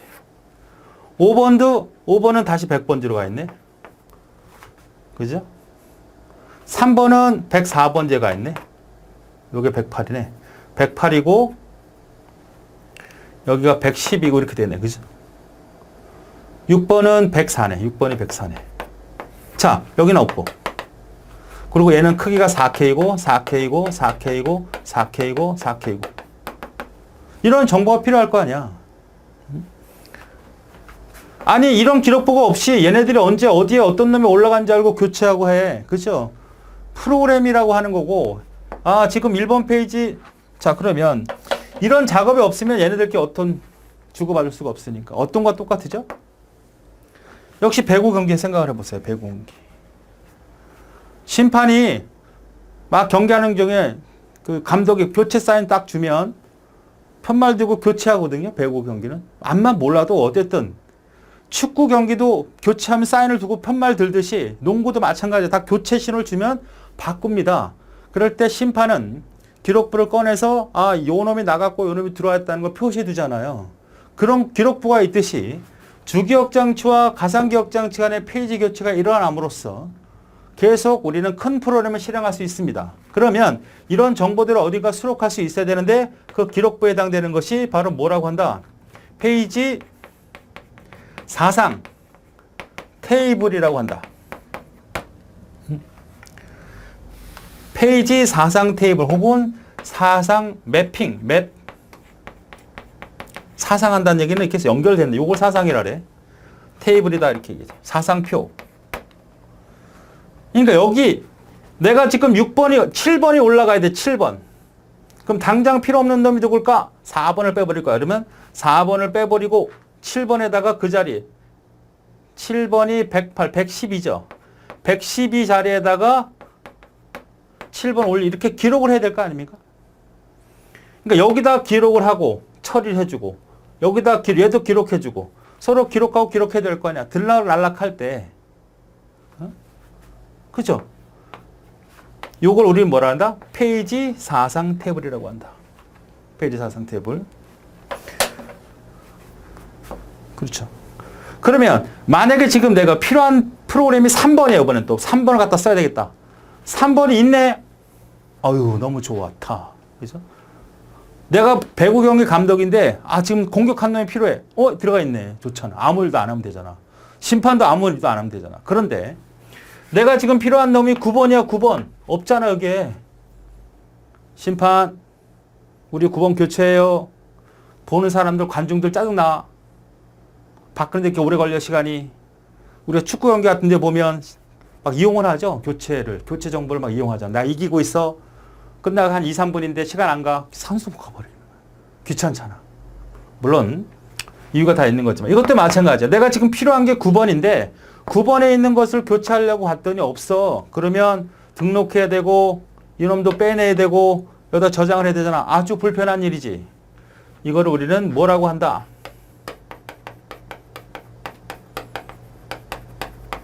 페이지 폴트. 한국말로는 페이지 부재란 말을 씁니다. 부재. 여기 내가 지금 당장 필요하려는 건 4개밖에 안 올라가고 있잖아. 4개, 몇 개. 그죠? 근데 내가 여기 하려는 게 있어. 그러면 아주 기분 좋으면 그걸 뭐라 그래? 히트라 그래. 히트. 내가 지금 쓰려는 게 없어. 페이지 폴트, 페이지 부재라고 하는 겁니다. 이해되십니까? 자, 내가 학생인데 과목 8권이라 그랬습니다. 우리 책이 8권이 있잖아요. 8과목이 있다고. 그래서 수업을 잘 듣고 부담스럽지 않게 분권을 했다고 합시다. 분권. 그래서 오늘 선생님이 뭐 배울지 몰라. 그래서 4권을 가지고 왔어. 그냥 4권. 4권을 가지고 왔어. 근데 선생님이 오늘 운영체를 배울 거야. 그럼 기분 좋잖아. 가져갔으니까. 이건 뭐야? 있으면 히트. 근데 내가 없는 과목이 데이터베이스인데 데이터베이스 공부하겠다. 그러면 데이터베이스를 어떻게 돼? 집에 가서 가져와야 되잖아. 페이지 폴트. 내가 지금 당장 기억하려고, 사용하려고 하는 프로그램이 여기 주기억장치에 없고 가상기억장치에 있다면 얘 등록시키고 디스크에다가 명령을 줘서 그 프로그램을 긁어다가 메모리에다 끌어올려야 되니까 굉장히 부담스럽다 이거죠. 그것을 뭐라 그래? 페이지 폴트라고 한다. 아시겠죠? 페이지 폴트. 한국말로는 페이지 부재. 여기 있으면 뭐다? 성공. 여기 없으면 페이지 폴트. 페이지 폴트는 에러가 아닙니다. 가상기억 장치를 실현하기 위한 하나의 기술이라는 거죠. 이해되십니까? 자, 그럼 이것도 한번 봅시다. 굉장히 중요한 사실인데. 자, 페이지 크기에 대한 얘기를 해볼게요. 책에 다 있어요. 먼저 페이지 크기가 작으면 크면 이 두 가지를 구분하셔야 돼요. 페이지 크기가. 자, 페이지가 지금 4 정도의 크기를 갖고 있다고. 이게 4K라 그랬죠. 아까 4K. 자, 그러면 페이지 크기가 작으면 작을수록 첫 번째, 내부 단편화는 발생할까 안 할까요? 단편화가 있을까 없을까? 단편화가 뭡니까? 여기도 4K, 여기도 4K, 4K, 4K, 여기도 4K야. 그러면 딱 맞으니까 남는 공간 안 생기겠죠? 아니, 분할된 영역의 프로그램을 채우고 쓰지 못하고 남는 게 내부 단편화잖아요. 그렇죠? 자, 그럼 이 프로그램이 내부 단편화가 발생할까 안 할까?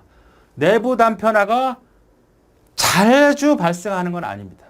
아주 드물게 나타나는데 왜 그런 나타나는지 보세요.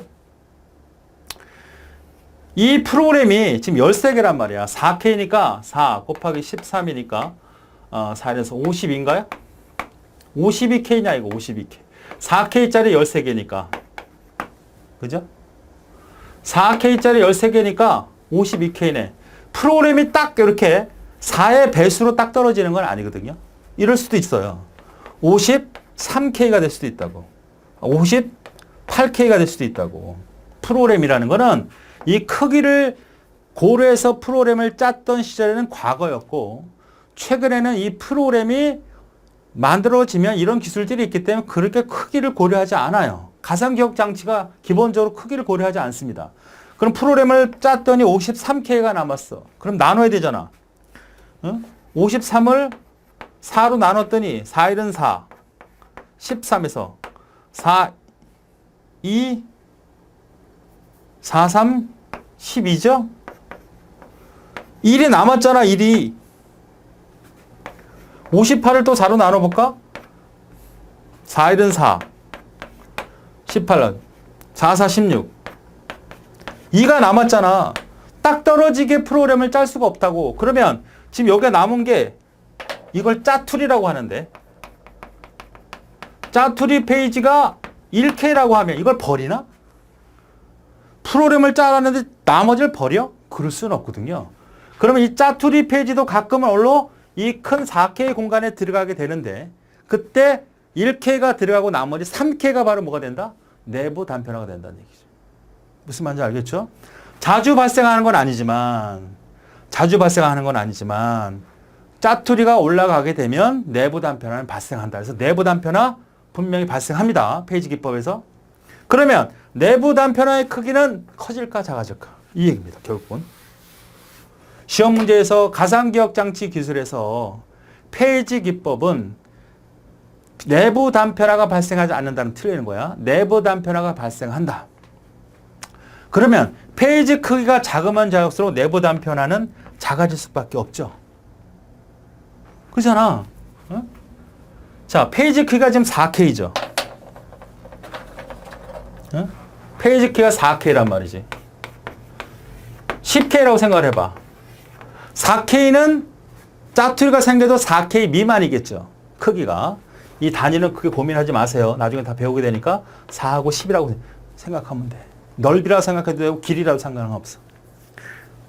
4K는 4K 공간에 작아도 짜투리가 4K 미만일 테니까. 근데 크기, 요 하나의 크기가 10K면 작아도 10K 미만, 9K짜리, 8K짜리도 있다는 얘기야. 내부 단편화가. 그죠?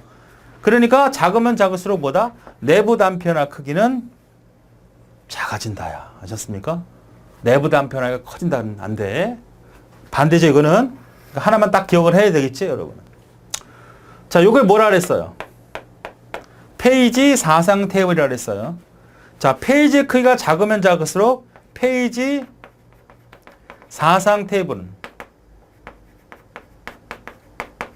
커질까 작아질까? 자, 페이지가 지금 몇 개야? 하나, 둘, 셋, 13개란 말이에요. 그럼 여기 몇 개 필요하죠? 하나, 둘, 셋, 넷, 다섯, 여섯, 13개 필요하잖아. 그죠? 요 한 줄은 이 페이지에 대한 정보를 기억하는 거라고. 페이지를 기억하는 게 아니라. 페이지를 기억하는 게 아니라 페이지에 대한 정보를 기억하는 거라고. 그럼 페이지가 13개인데 페이지를 10으로 잘라버리면 이게 몇이야? 10으로 자르면 몇 개야?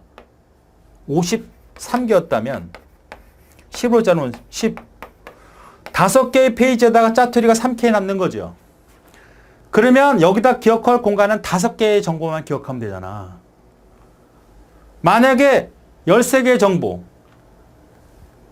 13명의 정보를 기억해야 돼. 정보를 기억하는 건 똑같아. 크기와 상관없이. 큰 놈은 더 많은 정보를 기억하는 게 아니야. 그 페이지의 정보니까. 그러니까 13놈의 페이지를 기억하려면 13줄이 필요하지만 만약에 10페이지로 잘랐다면 6명을 기억하면 되니까 페이지 사상표 테이블은 크기가 큰다, 준다? 늘어난다죠. 페이지를 만약에 4K가 아니라 1K로 나눴다 보자. 53K야. 얘는 몇 개였어? 아까 13개, 14개죠. 14개. 이러면 페이지 개가 14개. 짜투리 하나 포함해서. 맞나요? 4, 1은 4, 4, 3, 12. 요거는 몇 개? 6개죠.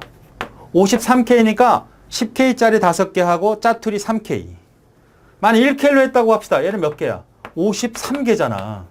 그럼 14개 기억하는 게 6개 기억하는 게 53개 어떤 게 더 많은 걸 기억해야 돼? 당연히 53개를 기억하는 개수는 14개의 정보 개수를 기억하는 크기를 기억하는 게 아니라 그 어떤 크기가 어떤 것이라는 정보만을 기억하는 거니까 어차피 용량은 똑같다고.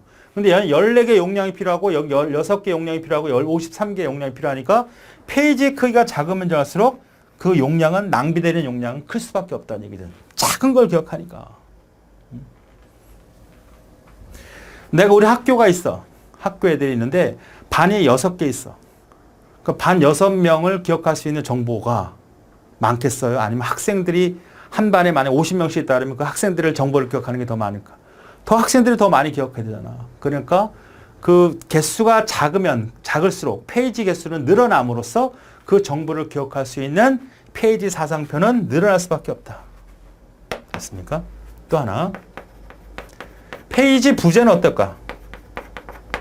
페이지 부재는 늘어날까요? 줄어들까요? 여기서 부재라는 건 뭐죠? 내가 당장 필요하려고 하는 페이지가 이 주기억 장치 내에 페이지 플램으로 존재하지 않으면 여기다 등록시키고 디스크 명령 줘서 그 페이지 끌어다가 메모리에 끌어올려야 되고 이런 일들이 벌어지니까 페이지 부재는 작으면 작을수록 자, 한번 생각을 해봅시다. 이번에는 교재 갖고 얘기해 볼게. 8과목입니다. 제가 과목씩 나눠가지고 다녀. 응? 과목씩. 그거 하고 한 장씩 뜯어 갖고 다녀.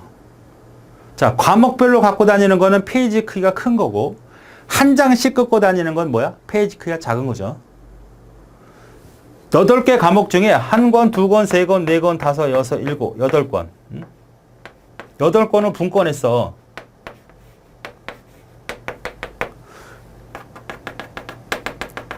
한 장씩이야, 한 장씩. 다 한 장씩 했을 거 아니야?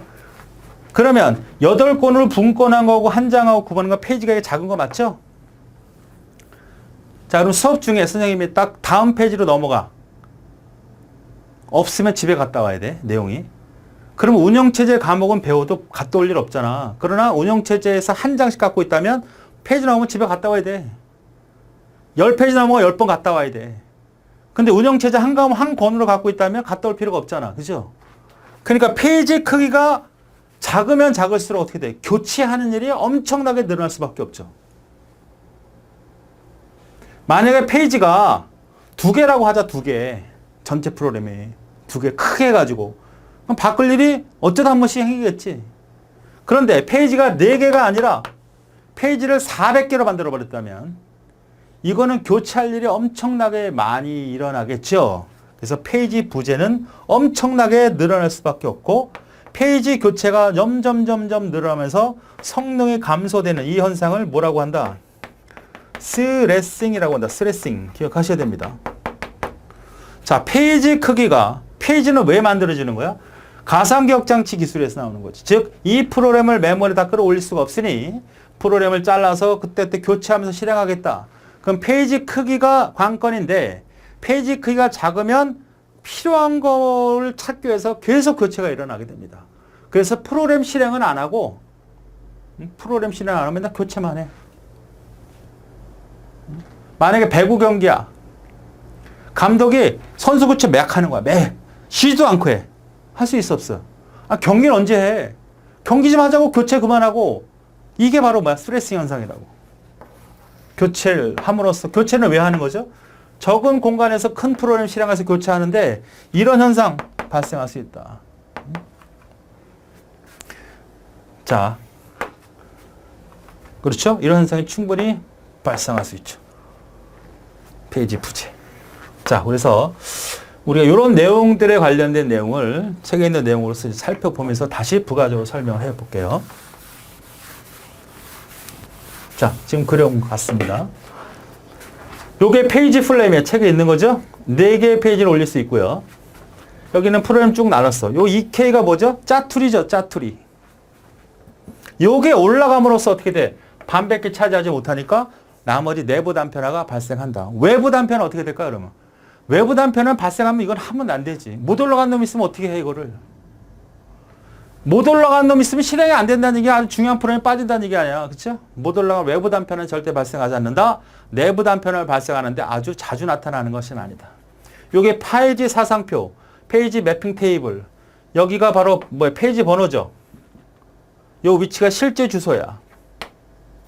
이걸 페이지 번호, 이거 실제 주소. 그래서 페이지 번호를 논리 주소라고 하고, 다른 말로 실제 주소를 물리 주소라고 그래. 논리 주소라는 건 가상의 개념을 갖고 있기 때문에 그래요. 따지고 보면 다 뭐야? 논리적인 개념이죠. 기계가 아니잖아. 그러나 주소를 파악할 때 어느 정도의 더 실질적인 실체가 가깝냐에 따라서 실제 주소가 여기가 100번지라는 얘기지. 여기가 200번지라는 얘기죠. 이렇게 100번지, 200번지 이런 것을 물리 주소라고 하고, 페이지 번호 이런 것들을 논리 주소라고 한다. 자, 올리죠.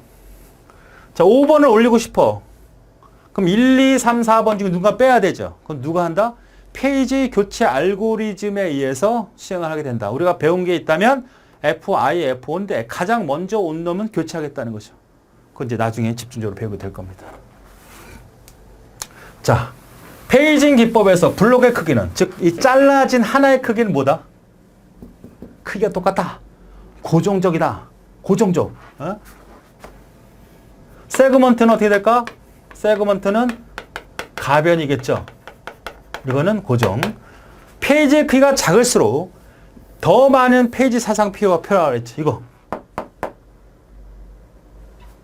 페이지를 작게 나누면 그 페이지 어차피 기억하는 용량은 똑같아. 그 페이지에 대한 정보를 기억하는 거 똑같단 말이지.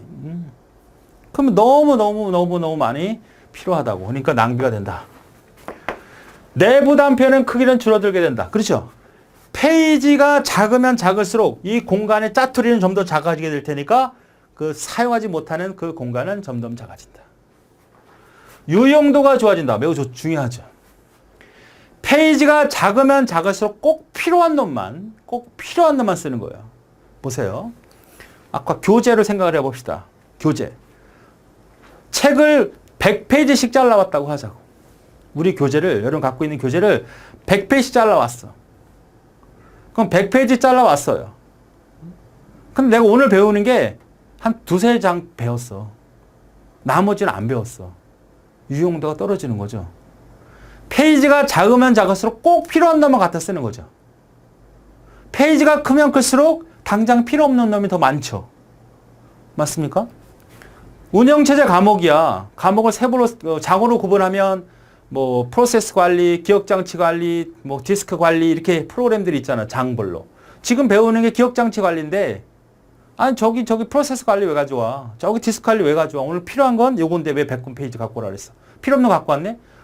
그러니까 페이지가 덩어리가 크면, 이 페이지가 이 크기가 크면 당장 필요 없는 것도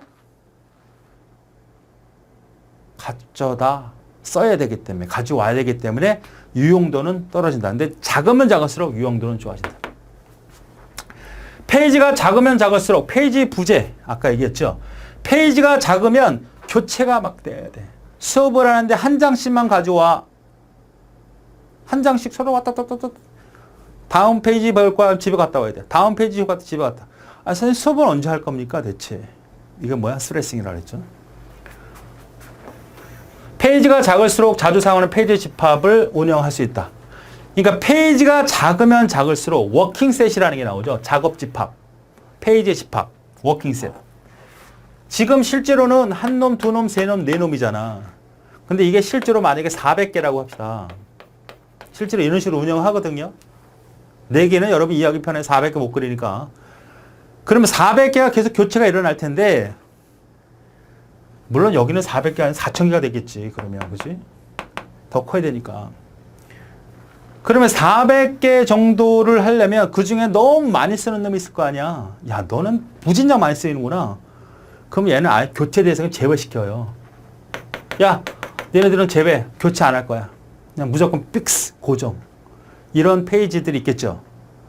우리가 야구 경기라도 스포츠에도 주전이 있잖아. 주전. 걔 교체 안 해. 걔 빠져나가면 큰일 나. 걔는 고정. 나오지 마. 아시겠죠? 그러니까 이 페이지들이 4개가 되든 4개에서 니네들은 너무 잘 쓰니까 니네들은 빠지지 마. 이 2개 갖고만 놀아. 교체하다 보면 더 실행 속도가 떨어지잖아. 400개야. 한 10개. 니네들은 너무 많이 사용되니까 니네들은 교체 대상 아니야. 그냥 픽스. 거기 있어, 그냥. 워킹셋. 또 나옵니다. 페이지가 작을수록 특정 참조 지역성을 포함하기 때문에 희열이 줄 수밖에 없죠. 아까 유형도와 같은 의미입니다. 참조 지역성, 다른 말로 로컬러티, 구역성이라는 말을 쓰는데 당장 순간적으로 특별한 시간에 집중적으로 참조하는 형태의 성질을 구역성, 지역성 이런 말을 써요. 오늘 여기가 비가 올 것 같아. 서울인데. 그럼 저 안양에도 비가 올 것 같은데? 같은 지역이니까. 부산은 안 와. 뭐 이건 지역성 때문에 그러는 거거든요. 그러니까 프로그램이라는 거를 여러분이 아직 안 해봤기 때문에 나중에 이제 이거 설명할 때 할 텐데 그러한 것을 가지고 왜? 우리는 여기서 교체하는 게 이게 다 올라오면 그럴 일이 없는데 아까 했던 것 중에 가장 오래된 놈을 교체하겠다라는 것은 바로 어떻게 하면 교체가 안 일어나면서 적재돼서 실행되는 것처럼 하고 싶은 거죠. 그래서 저런 구역성 같은 걸 지역성 같은 걸 이용한 겁니다. 자, 이제 크기가 큰 거로 나왔네. 페이지가 크면 쓸데없는 게 많이 들어간다는 얘기지. 테이블이 복잡해지면 관리가 용이하죠. 왜? 페이지가 100페이지. 이게 100개야. 관리. 요게 5개야. 관리 5개 편하잖아. 그러니까 페이지 똑같은 프로그램을 5덩어리로 나누느냐, 똑같은 크기의 프로그램 100개로 나누느냐에 따라서 적게, 크게 나눌수록 어떻게 돼? 페이지 개수가 적으니까 관리가 용이하다는 뜻입니다. 자, 요거 굉장히 중요한데, 요거랑. 총이라는 말이 있어요, 총.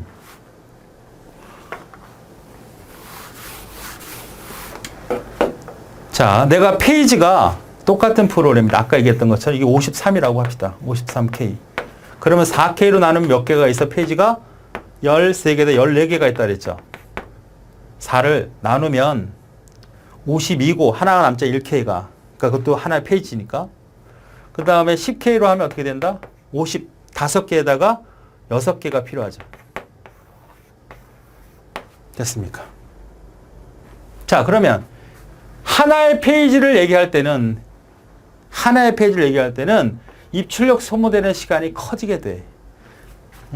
얘는 4K야. 얘는 10K야. 어떤 게 더 시간이 걸려? 당연히 얘가 더 시간이 걸리죠. 가서 부르 긁어오는 시간이 오래 걸린단 말이야. 10K니까 당연히. 그렇죠?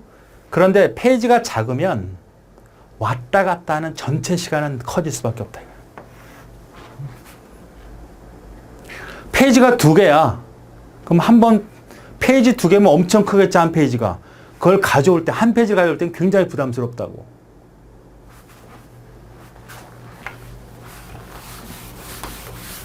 자, 요거는 크기가 4K니까 요만하다고 하자고. 요거는 디스크 있는 프로 이만하다고 하자고. 얘를 가져오는 게 부담스러워? 얘 가져오면 부담스러워? 얘가 부담스럽지, 한 번에 가져올 때. 그죠? 디스크로부터 입출력 시간은 요 하나를 가져올 때, 하나의 페이지를 가져올 때는 이게 부담스럽지만, 전체로 봤을 때는 왔다 갔다 할 일이 많아지는 게 얘죠. 내가 집에서 학교에서 물건을 이쪽에서 A에서 B로 옮기려고 그래. 책이 100권 있어.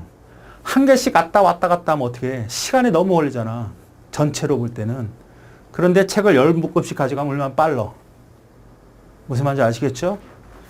하나를 가져갈 때는 책이 100권이 있어.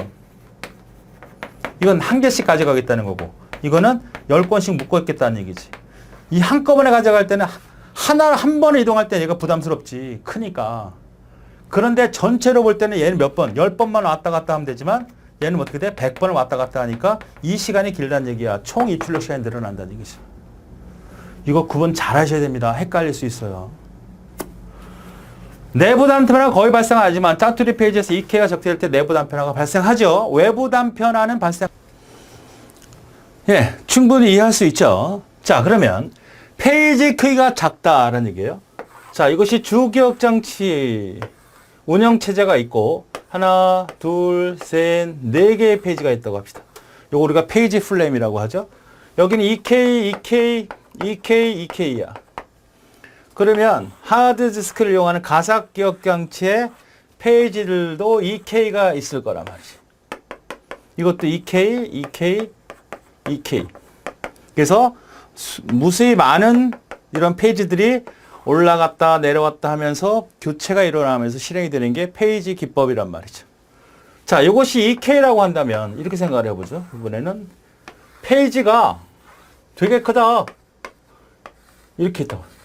8K라고 할까? 8K? 이게 페이지 프레임이 두 개 있다만 하자. 이게 8K짜리야. 그러면 저장소도 8K로 분할이 되어야죠. 똑같은 크기니까. 그러니까 이게 작으면 작을수록, 이제 큰 게 아니고 작으면 작을수록 좋은 효과는 뭐냐 이렇게 물어본 거예요. 작으면 작을수록. 자, 그러면 기억 장소 이용 효율이 증가한다 그랬어요. 자, 그러면 지금 이런 형태가 이제 올라가잖아요. 그런데 지금 내가 여기서 수행하고자 하는 프로그램이 요만큼이야. 여기 노란색이 아닌 거는 실제로 시행되지 않아. 그런데도 얘가 다 올라가야 되죠. 올라가서 여기 올라가 실행이 돼야 돼. 그럼 쓸데없는 나머지도 올라가게 되잖아. 그런데 이거는 어떻게 돼? 이거 똑같이 올라가야 되잖아. 더 많이 크게. 더 커지죠? 그러니까 페이지 크기가 작으면 작을수록 이용 효율이 상당히 극대화되는 겁니다. 복잡하긴 하지만 꼭 필요한 것만 갖다 올릴 수 있잖아. 그러니까 2K가 아니라 더 줄어들면 1K, 뭐 0.5K, 0.3K, 0.1K 이렇게 바뀌면 꼭 필요한 것만 올라가서 수행이 되니까 굉장히 메모리의 부족 현상을 극복할 수 있는 이용 효율이 증가될 수밖에 없다. 두 번째, 입출력 시간이 늘어난다. 입출력 시간이라는 것은 작아지면 작을수록 교체하는 일이 많아지잖아. 왔다 갔다 할 일이 많다고. 여기는 어떻게 돼? 큰 덩어리니까 한번 옮기기가 힘들지 자주 왔다 갔다 하진 않아도 돼. 쓸데없는 게 많이 올라갈 뿐이지. 그러니까 작으면 작을수록 총 입출력 시간은 늘어날 수밖에 없는 거죠. 내부 단편화가 감소된다. 사실상 이 페이지 기법은 내부 단편화가 잘 발생하지 않죠. 어떤 경우죠? 짜투리가 발생될 때 짜투리. 짜투리 페이지가 있어요. 만약에 얘가 만약에 43K라고 합시다. 이 프로그램의 크기 전체가. 그럼 2K로 나눴잖아. 2K. 그러니까 2일은이 2는 4, 2일은. 그래서 42K, 21개 페이지가 만들어진 거고 나머지 1K는 이게 짜투리가 되는 거죠. 이게 전체가 43K라고. 그러니까 2K씩 쭉 자르다 보니까 페이지 개수가 총 몇 개요? 21개에다가 짜투리까지 해서 총 22개의 페이지가 존재하는 겁니다. 짜투리까지 포함해서. 그죠? 22개. 그죠? 21개는 똑같은 크기 2K이고 나머지 짜투리 버릴 거야? 안 되잖아요. 그러니까 22개가 사용이 되는 거고. 만약 여기 있다. 이 크기가 전체가 만약에 43K다 그러면 얘는 몇로 나눠? 8로 나누니까 8, 5, 40. 3K가 남네. 이게 짜투리네. 그죠? 그러니까 여기서 지금 내가 올라갔어. 이 짜투리가 올라간다고. 결국 올라갈 거 아니에요. 이 짜투리가. 결국 어딘가 올라가겠지. 그럼 올라가고 남는 여기 쓰지 못하는 공간이 내부 단편하고 이것도 마찬가지로 어디가 돼? 3K가 존재할 거야. 그럼 얘가 올라가서 어딘가 올라가서 들어간 다음에 나머지 공간이 내부 단편화가 되겠죠. 그러니까 페이지가 작으면 작을수록 내부 단편화는 같이 작아지는 거죠. 이건 되게 크잖아. 이만큼이나. 5K가 낭비잖아. 여기는 1K로 올라가면 1K가 낭비고. 이게 작으면 작을수록 그 쓰지 못하는 짜투리 페이지가 올라왔을 때 쓰지 못하는 내부 단편화는 점점 작아진다. 그렇죠?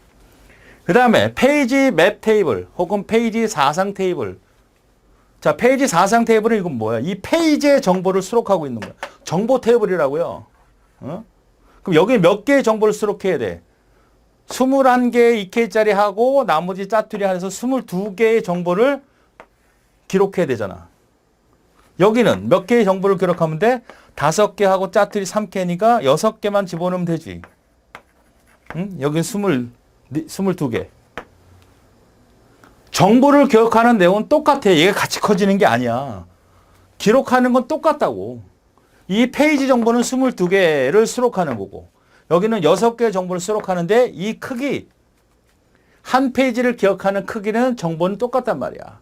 그러니까 한 페이지를 기록하는 용량을 만약 10K라고 하자. 10개. 그럼 몇 개가 필요해? 220K가 필요한 거냐. 여기는 한 페이지 10K만 기록하면 돼. 60K면 되잖아. 그러니까 정보 테이블이라고 하는 페이지 맵 테이블이라고 하는 페이지 맵 테이블 혹은 페이지 사상 테이블이라고 하는 것은 페이지의 개수에 대한 거리를 기억하는 거니까 페이지가 작으면 작을수록 어떻게 됩니까? 그 정보를 기록해야 되는 양이 늘어나지. 페이지가 적으면 적을수록 몇 개 안 되니까 정보를 기록할 내용이 그렇게 많지 않죠. 그렇죠. 아주 중요한 얘기입니다. 그러니까 페이지가 작다는 얘기는 이용 효율도 좋고 워킹색도 다 좋아. 그러나 총 입출력이 일어나고 페이지 폴트 많이 일어나고 스트레싱 많이 일어나고 또 뭐야? 페이지 사상 테이블도 많이 늘어날 수밖에 없다. 많으니까 페이지 개수가. 자, 그런 장단점을 잘 구분해야 된다. 근데 감소한다 그랬으니까 감소하지 않고 페이지 맵 사상 테이블도 같이 증가하게 되는 겁니다. 답이 4번이 되는 그런 문제가 되겠습니다. 자, SSH에 대한 설명으로 틀린 것을 찾아라 그랬습니다. Secure Shell이라는 의미의 보안 프로토콜인데 자, 요건 기본 강의를 듣고 와서 문제를 풀어보도록 하겠습니다. SSH에 대해서 배워보겠습니다. Secure Shell이라는 의미입니다. 보안 쉘이라는 의미고 쉘이라고 하는 것은 사용자가 컴퓨터에 명령을 주면 그 명령을 받아서 제어 프로그램을 동작시키는 그러한 명령어 해석기를 쉘이라고 하죠. 쉘. 그런 명령을 직접 하나하나 명령을 줄 수도 있고 환경 설정을 할 수도 있고 여러 가지 일괄 처리를 할 수 있는 것도 쉘입니다. 자, 그래서 시큐어 쉘이라고 하는 그런 작업을 로컬에서 내 컴퓨터에 앉아서 하는 것이 아니라 원격적으로 떨어진 곳에 접속을 시켜서 명령을 줘야 됩니다. 그렇죠? 그런 명령이 인터넷 프로토콜에서는 뭐가 있었죠? 바로 텔넷이라는 게 있었습니다. 텔넷. 텔넷은 원격 접속 프로토콜이에요. 내가 집에서 사무실에 있는 컴퓨터에 접근하거나 거꾸로 사무실에서 집에 있는 컴퓨터를 접근하거나 원격적으로 그 컴퓨터를 접속을 해서 우리가 명령을 주거나 여러 가지 컴퓨터를 다루는 그러한 작업을 수행할 때 쓰는 게 바로 텔넷입니다. 원격 접속 프로토콜. 그죠? 가상 터미널이라고 하는 이 텔넷 프로토콜의 보안 기능을 합쳐놓은 것이 바로 SSH다. 이렇게 기억을 하시면 됩니다. 자, 내가 컴퓨터가 이렇게 있어요. 여기가 이제 인터넷이 있겠죠? 인터넷. 여기에 이제 서버가 있다고 합시다. 사무실에 있는 컴퓨터가 되든 원격적으로 떨어져 있는 그런 컴퓨터를 접속을 하고 싶어요. 그래서 이 텔넷 명령으로 쓰게 되면 접속을 할 수 있습니다. 이 IP가 만약에 뭐 203.100.111.53이다 그러면 이 텔넷 명령을 써서 이쪽에 접속을 하게 되면 로그인을 받을 수 있고 내 컴퓨터 화면에서 이 패스워드를 쳤으니까 패스워드를 집어넣고 들어가서 접근을 할 수 있습니다. 이렇게 접근을 하죠. 우리가 윈도우에서는 뭐가 되어 있냐면 윈도우에서는 원격 접속, 원격 데스크탑 이런 메뉴를 접속해서 사용하는 거예요. 근데 여기는 보안이 철되어 있지 않습니다. 그냥 누군가 중간에서 이 정보를 잡아챌 수도 있다는 얘기죠. 보통 MT 중간자 공격에 의해서 man, I, the 미들이라고 하는 중간장 공격의 약어예요. 그러니까 인터넷상에서 두 컴퓨터 사이에서 중간에서 그 날아다니는 패킷이나 데이터를 훔쳐볼 수 있는 여러 가지 작업을 수행하는 것을 중간자 공격이라고 보시면 돼요. 현대판 도청이라고 보시면 됩니다. 이러한 공격이 노출이 되어 있다는 얘기죠. 텔넷을 그냥 사용하게 되면 언제든지 정보가 왔다 갔다 하는 거. 내가 회사의 중요한 정보를 가져다 데이터를 쓸 수 있잖아. 그러면 그 정보, 그 패킷을 빼서 여러 가지로 작업을 수행할 수 있다. 위조를 한다든지, 변조를 한다든지, 뭐 스니핑을 한다든지, 훔쳐본다든지. 그래서 이거 가지고는 안 되겠다 해서 어떻게 해주냐면 여기 프로그램 하나 두고 여기도 프로그램을 하나 줘요. 물론 보안 프로그램이겠죠. 여기는 이제 클라이언트형 프로그램이고 여기는 서버형 프로그램이겠죠. 그래서 얘가 키를 두 개를 생성해요. 공개 키라는 걸 생성합니다. 공개 키 알고리즘을 쓰는 거죠. 그래서 비밀키,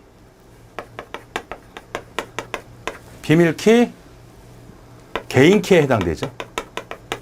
공개 키를 두 개 생성. 공개 키 알고리즘이라고 하는 것은 키를 두 개를 생성해서 하나를 상대편한테 주죠. 요거를 공개합니다. 상대편한테 보내요. 그럼 얘가 공개 키를 딱 갖고 있는 거예요. 누구의 공개 키? 요게 이제 A라고 하는 나라고 합시다. A의 비밀 키와 A의 공개 키를 갖고 있고 얘한테 보내요. 그리고 처음으로 보내고 나서 접근을 하겠죠. 접근을 했을 때 바로 비밀 키를 가지고 접근을 하게 되면 내가 보낸 공개 키와 내가 갖고 있는 비밀 키를 서로 연결을 해서 처음으로 인증을 하게 됩니다. 그죠? 그러니까 우리가 공개 키 알고리즘이라고 하는 것은 제 강의 중에 어딘가 있습니다. 그걸 꼭 보시고 굉장히 많은 내용을 갖고 있으니까 그걸 여기서 다 설명하기는 시간이 많이 되니까 이 공개 키 알고리즘에 대한 부분 보시고 이해가 안 되면 지금 상태로 본다면 키를 내가 두 개를 생산해서 상대편한테 보내. 이 두 개가 한꺼번에 어울려져야 연결이 되고 인증이 된단 말이에요. 그러면 내가 처음 접근할 때 이 개인 키, 자기의 개인 키를 가지고 서로 인증을 하게 되면 성공이 되죠. 그 이후로는 지속적으로 다시 한번 로그인을 하지 않아도 계속 접속할 수 있는 거죠. 그러니까 한 번만 딱 인증을 하게 되면 그 다음부터는 전혀 없이 하나의 길이 형성이 된다. 터널링이 형성되는 거죠. 터널링이라고 하는 것은 한번 열어놓으면 계속 그 다음부터 특별한 인증 없이 계속 접근할 수 있는 겁니다. 아시겠죠? 그래서 이 프로그램에는 포트 번호를 사용해야 되는데 전용 포트 번호가 22번이에요.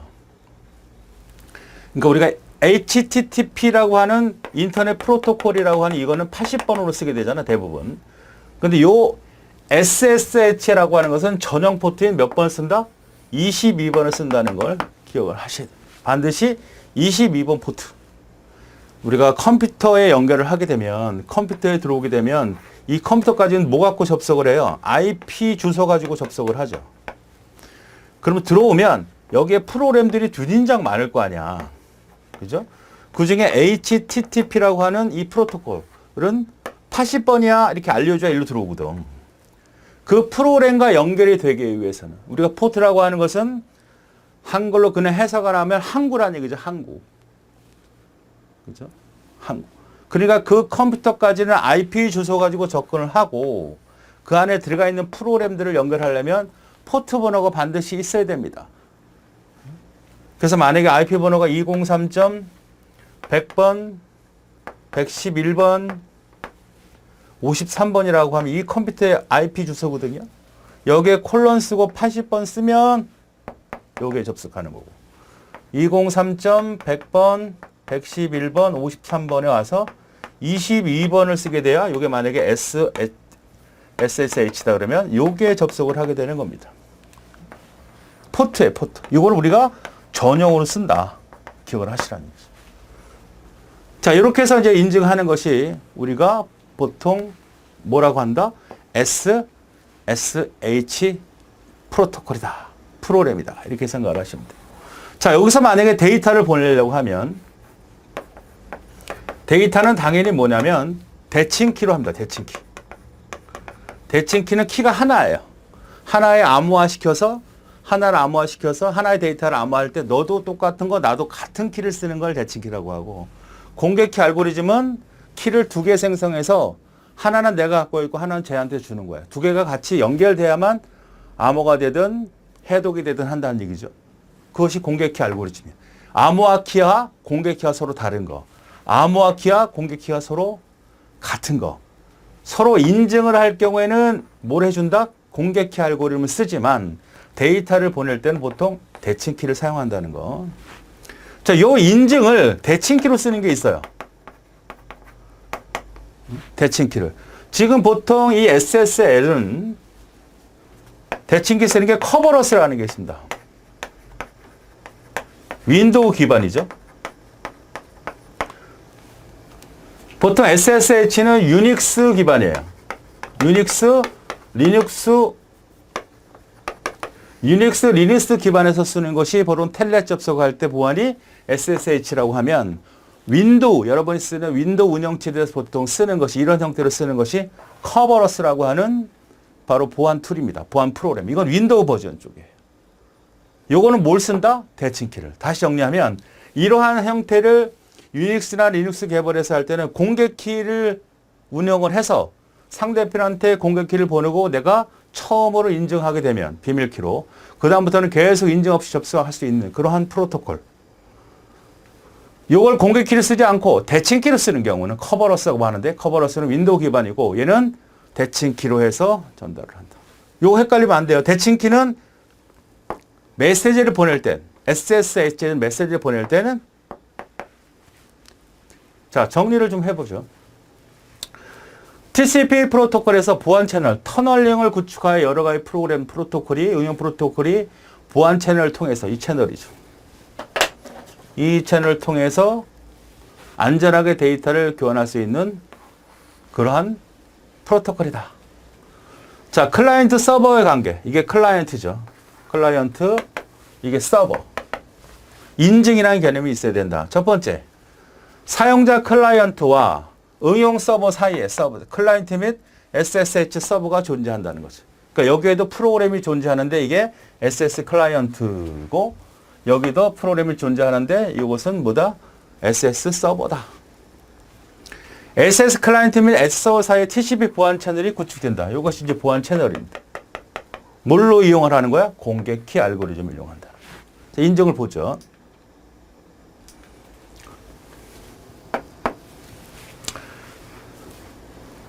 자, SSL은 적은 비용으로 쉽게 구현이 가능하고 안전하기 때문에 많이 사용을 합니다. 그리고 비용이 거의 안 든다는 얘기예요. SSH는 원격 시스템 접근하여, 여기서 이쪽으로 접근하는 게 원격이죠. 암호된 메시지를 전송한다. 요거를 암호화시켜서 요거를 메시지를 보낼 때 요걸 암호화시켜서 전송할 수 있다. SS키를 이용한 공개키 서버로 등록해야 된다. 반드시 공개키를 사용한다는 거 잊지 마세요. 얘하고 얘와 인증 관계는 공개키로 인증을 한다. 잊지 마세요. 대칭키로 인증을 한다면 곤란해. 얘는 뭘로 해? 대칭키로. 커버러스는 대칭키로. 서로 연결되어 있는 컴퓨터 간의 원격 쉘 성능을 수행한다. 기밀성을 유지하는 거죠. 데이터 전송에 암호화에 전송할 때 암호화는 대칭키 암호를 쓴다는 거죠. 인증을 할 때는 뭘 쓴다? 공개키를 쓴다. 데이터를 보낼 때는 대칭키를 써서 암호화시킨다. 그래서 대칭키를 써서 바로 그 데이터를 누구든 볼 수 없게끔 비밀성, 기밀성을 유지하는 기능을 갖고 있다. 헷갈리시니까 잘 정리하세요. 인증이라고 하는 건 공개키로 쓰는 거고, 실제로 데이터를 보낼 땐 대칭키로 암호화시킨 데이터를 보낸다. 무결성, 데이터 전송 중에 중간자 코드의 공격, 요거 중간자 공격에 의한 것을 막아낼 수 있다. 그것을 막아내기 위한 기술은 바로 맥 코드를 통해서 구현된다라고 했는데, 이 맥 코드라고 하는 것은 해싱 코드에서 얘는 키를 이용해서 전송하는 것을 말합니다. 자, 요거는 맥 코드를 기본 강의를 통해서 듣고 와서 다시 한번 접근하도록 하겠습니다. 예, 맥코드 충분히 이해하셨죠? 자, 그걸 통해서 뭘 해준다? 무결성. 데이터의 변조나 이상이나 삭제나 누락이 없게끔 확인한다는 얘기입니다. 압축. 데이터를 압축하고 암호화시킨다. 이제 압축의 의미는 암호화 개념도 포함되어 있으니까. 자, 그래서 SH는 기밀성을 유지하기 위해서 무슨 키를 쓴다? 대칭 키를. 서로 인증을 하기 위해서는 뭐야? 공개 키를 쓴다. 자, 중간장 공격을 써서 더 추가시키는 건 맥코드를 부여한다. 자, SS는 텔넷과 같은 서비스를 암호화하는 방식이 맞죠. 기존의 RSH, R 로그인, 텔넷이라고 하는 건 원격 접속하는 프로토콜이에요. 내가 집에 있는 거 혹은 집에서 사무실에 있는 거 접근할 때 쓰는 프로그램들이죠. 등을 불안한 접속을 대처하기 위해서 여기는 텔넷뿐만 아니라 이것도 있고 R 로그인도 있다는 얘기예요. 강력한 인증방법을 통해서 안전하게 통신할 수 있는 기능을 제공한다. 이렇게 볼 수 있죠. 사용되는 프로토콜은 TCP. 만약에 요 SSH가 UDP 틀려요. TCP입니다. TCP. UDP, TCP예요. 포트는 몇 번 쓴다? 22번을 쓴다. 절대 잊으면 안 돼요. 취약성이라는 부분이 있겠죠. 암호화되는 텔넷, 알런스, SMTP 등은 이건 이메일 프로토콜, 패킷 스니핑에 대한 공격이 취약하다. 요거 중간적 공격의 가장 대표적인 공격이 스니핑, 훔쳐보는 거죠. 특히 텔넷은 ID, 비밀번호는 모든 정보와 평문으로 보내지기 때문에 중간자 공격이 취약했단 말이죠. 어떤 거? 얘네들은. 그래서 사용을 하게 된 게 SSH다. 전성계 TCP만 사용하고 TCP 보안 채널이 형성되며 22음 서버되는 개방 포트를 사용한다. 자, 정리했던 그 내용입니다. 그러니까 SSH가 뭔지, 추가적으로 어떤 기술을 사용하고 있는지, 그 다음에 커버로스는 뭔지, 이 정도만 잘 정리해 두시면 되겠습니다. 예, 충분히 이해하셨죠? 자, 문제를 읽어보죠. 첫 번째, SSH의 기본 네트워크 포트는 220번이 아니라 몇 번이죠? 예, 22번입니다. 22번. 첫 번째 틀렸네. 전송 데이터는 암호화되죠. 어떻게 암호화됩니까? 대칭 키를 써서. 너도 나도 똑같은 키를 써서 쓰는 대칭키 알고리즘인 DES 같은 것을 사용해서 전송된다. 키를 인증은 클라이언트에게 공개키 서버를 등록해야 되죠. 그러니까 인증, 너나 나나 정당한 인증자라고 하는 것은 내가 서버한테 내가 만든 키 중에 하나인 공개키를 보내주고 그 다음에 내가 갖고 있는 개인키, 즉 비밀키를 갖고 서로 인증을 처음에 통해서 전달하게 된다. 서로 연결되어 있는 컴퓨터 간의 원격 접속을 위한 텔넷이나 여러 가지 원격 접속 프로토콜을 접속하기에 보안이 취약한 중간자 공격을 막아내서 보통 사용하는 것이 SSH다. 자, 그래서 답이 몇 번? 첫 번째가 잘못된 그러한 문제가 되겠습니다.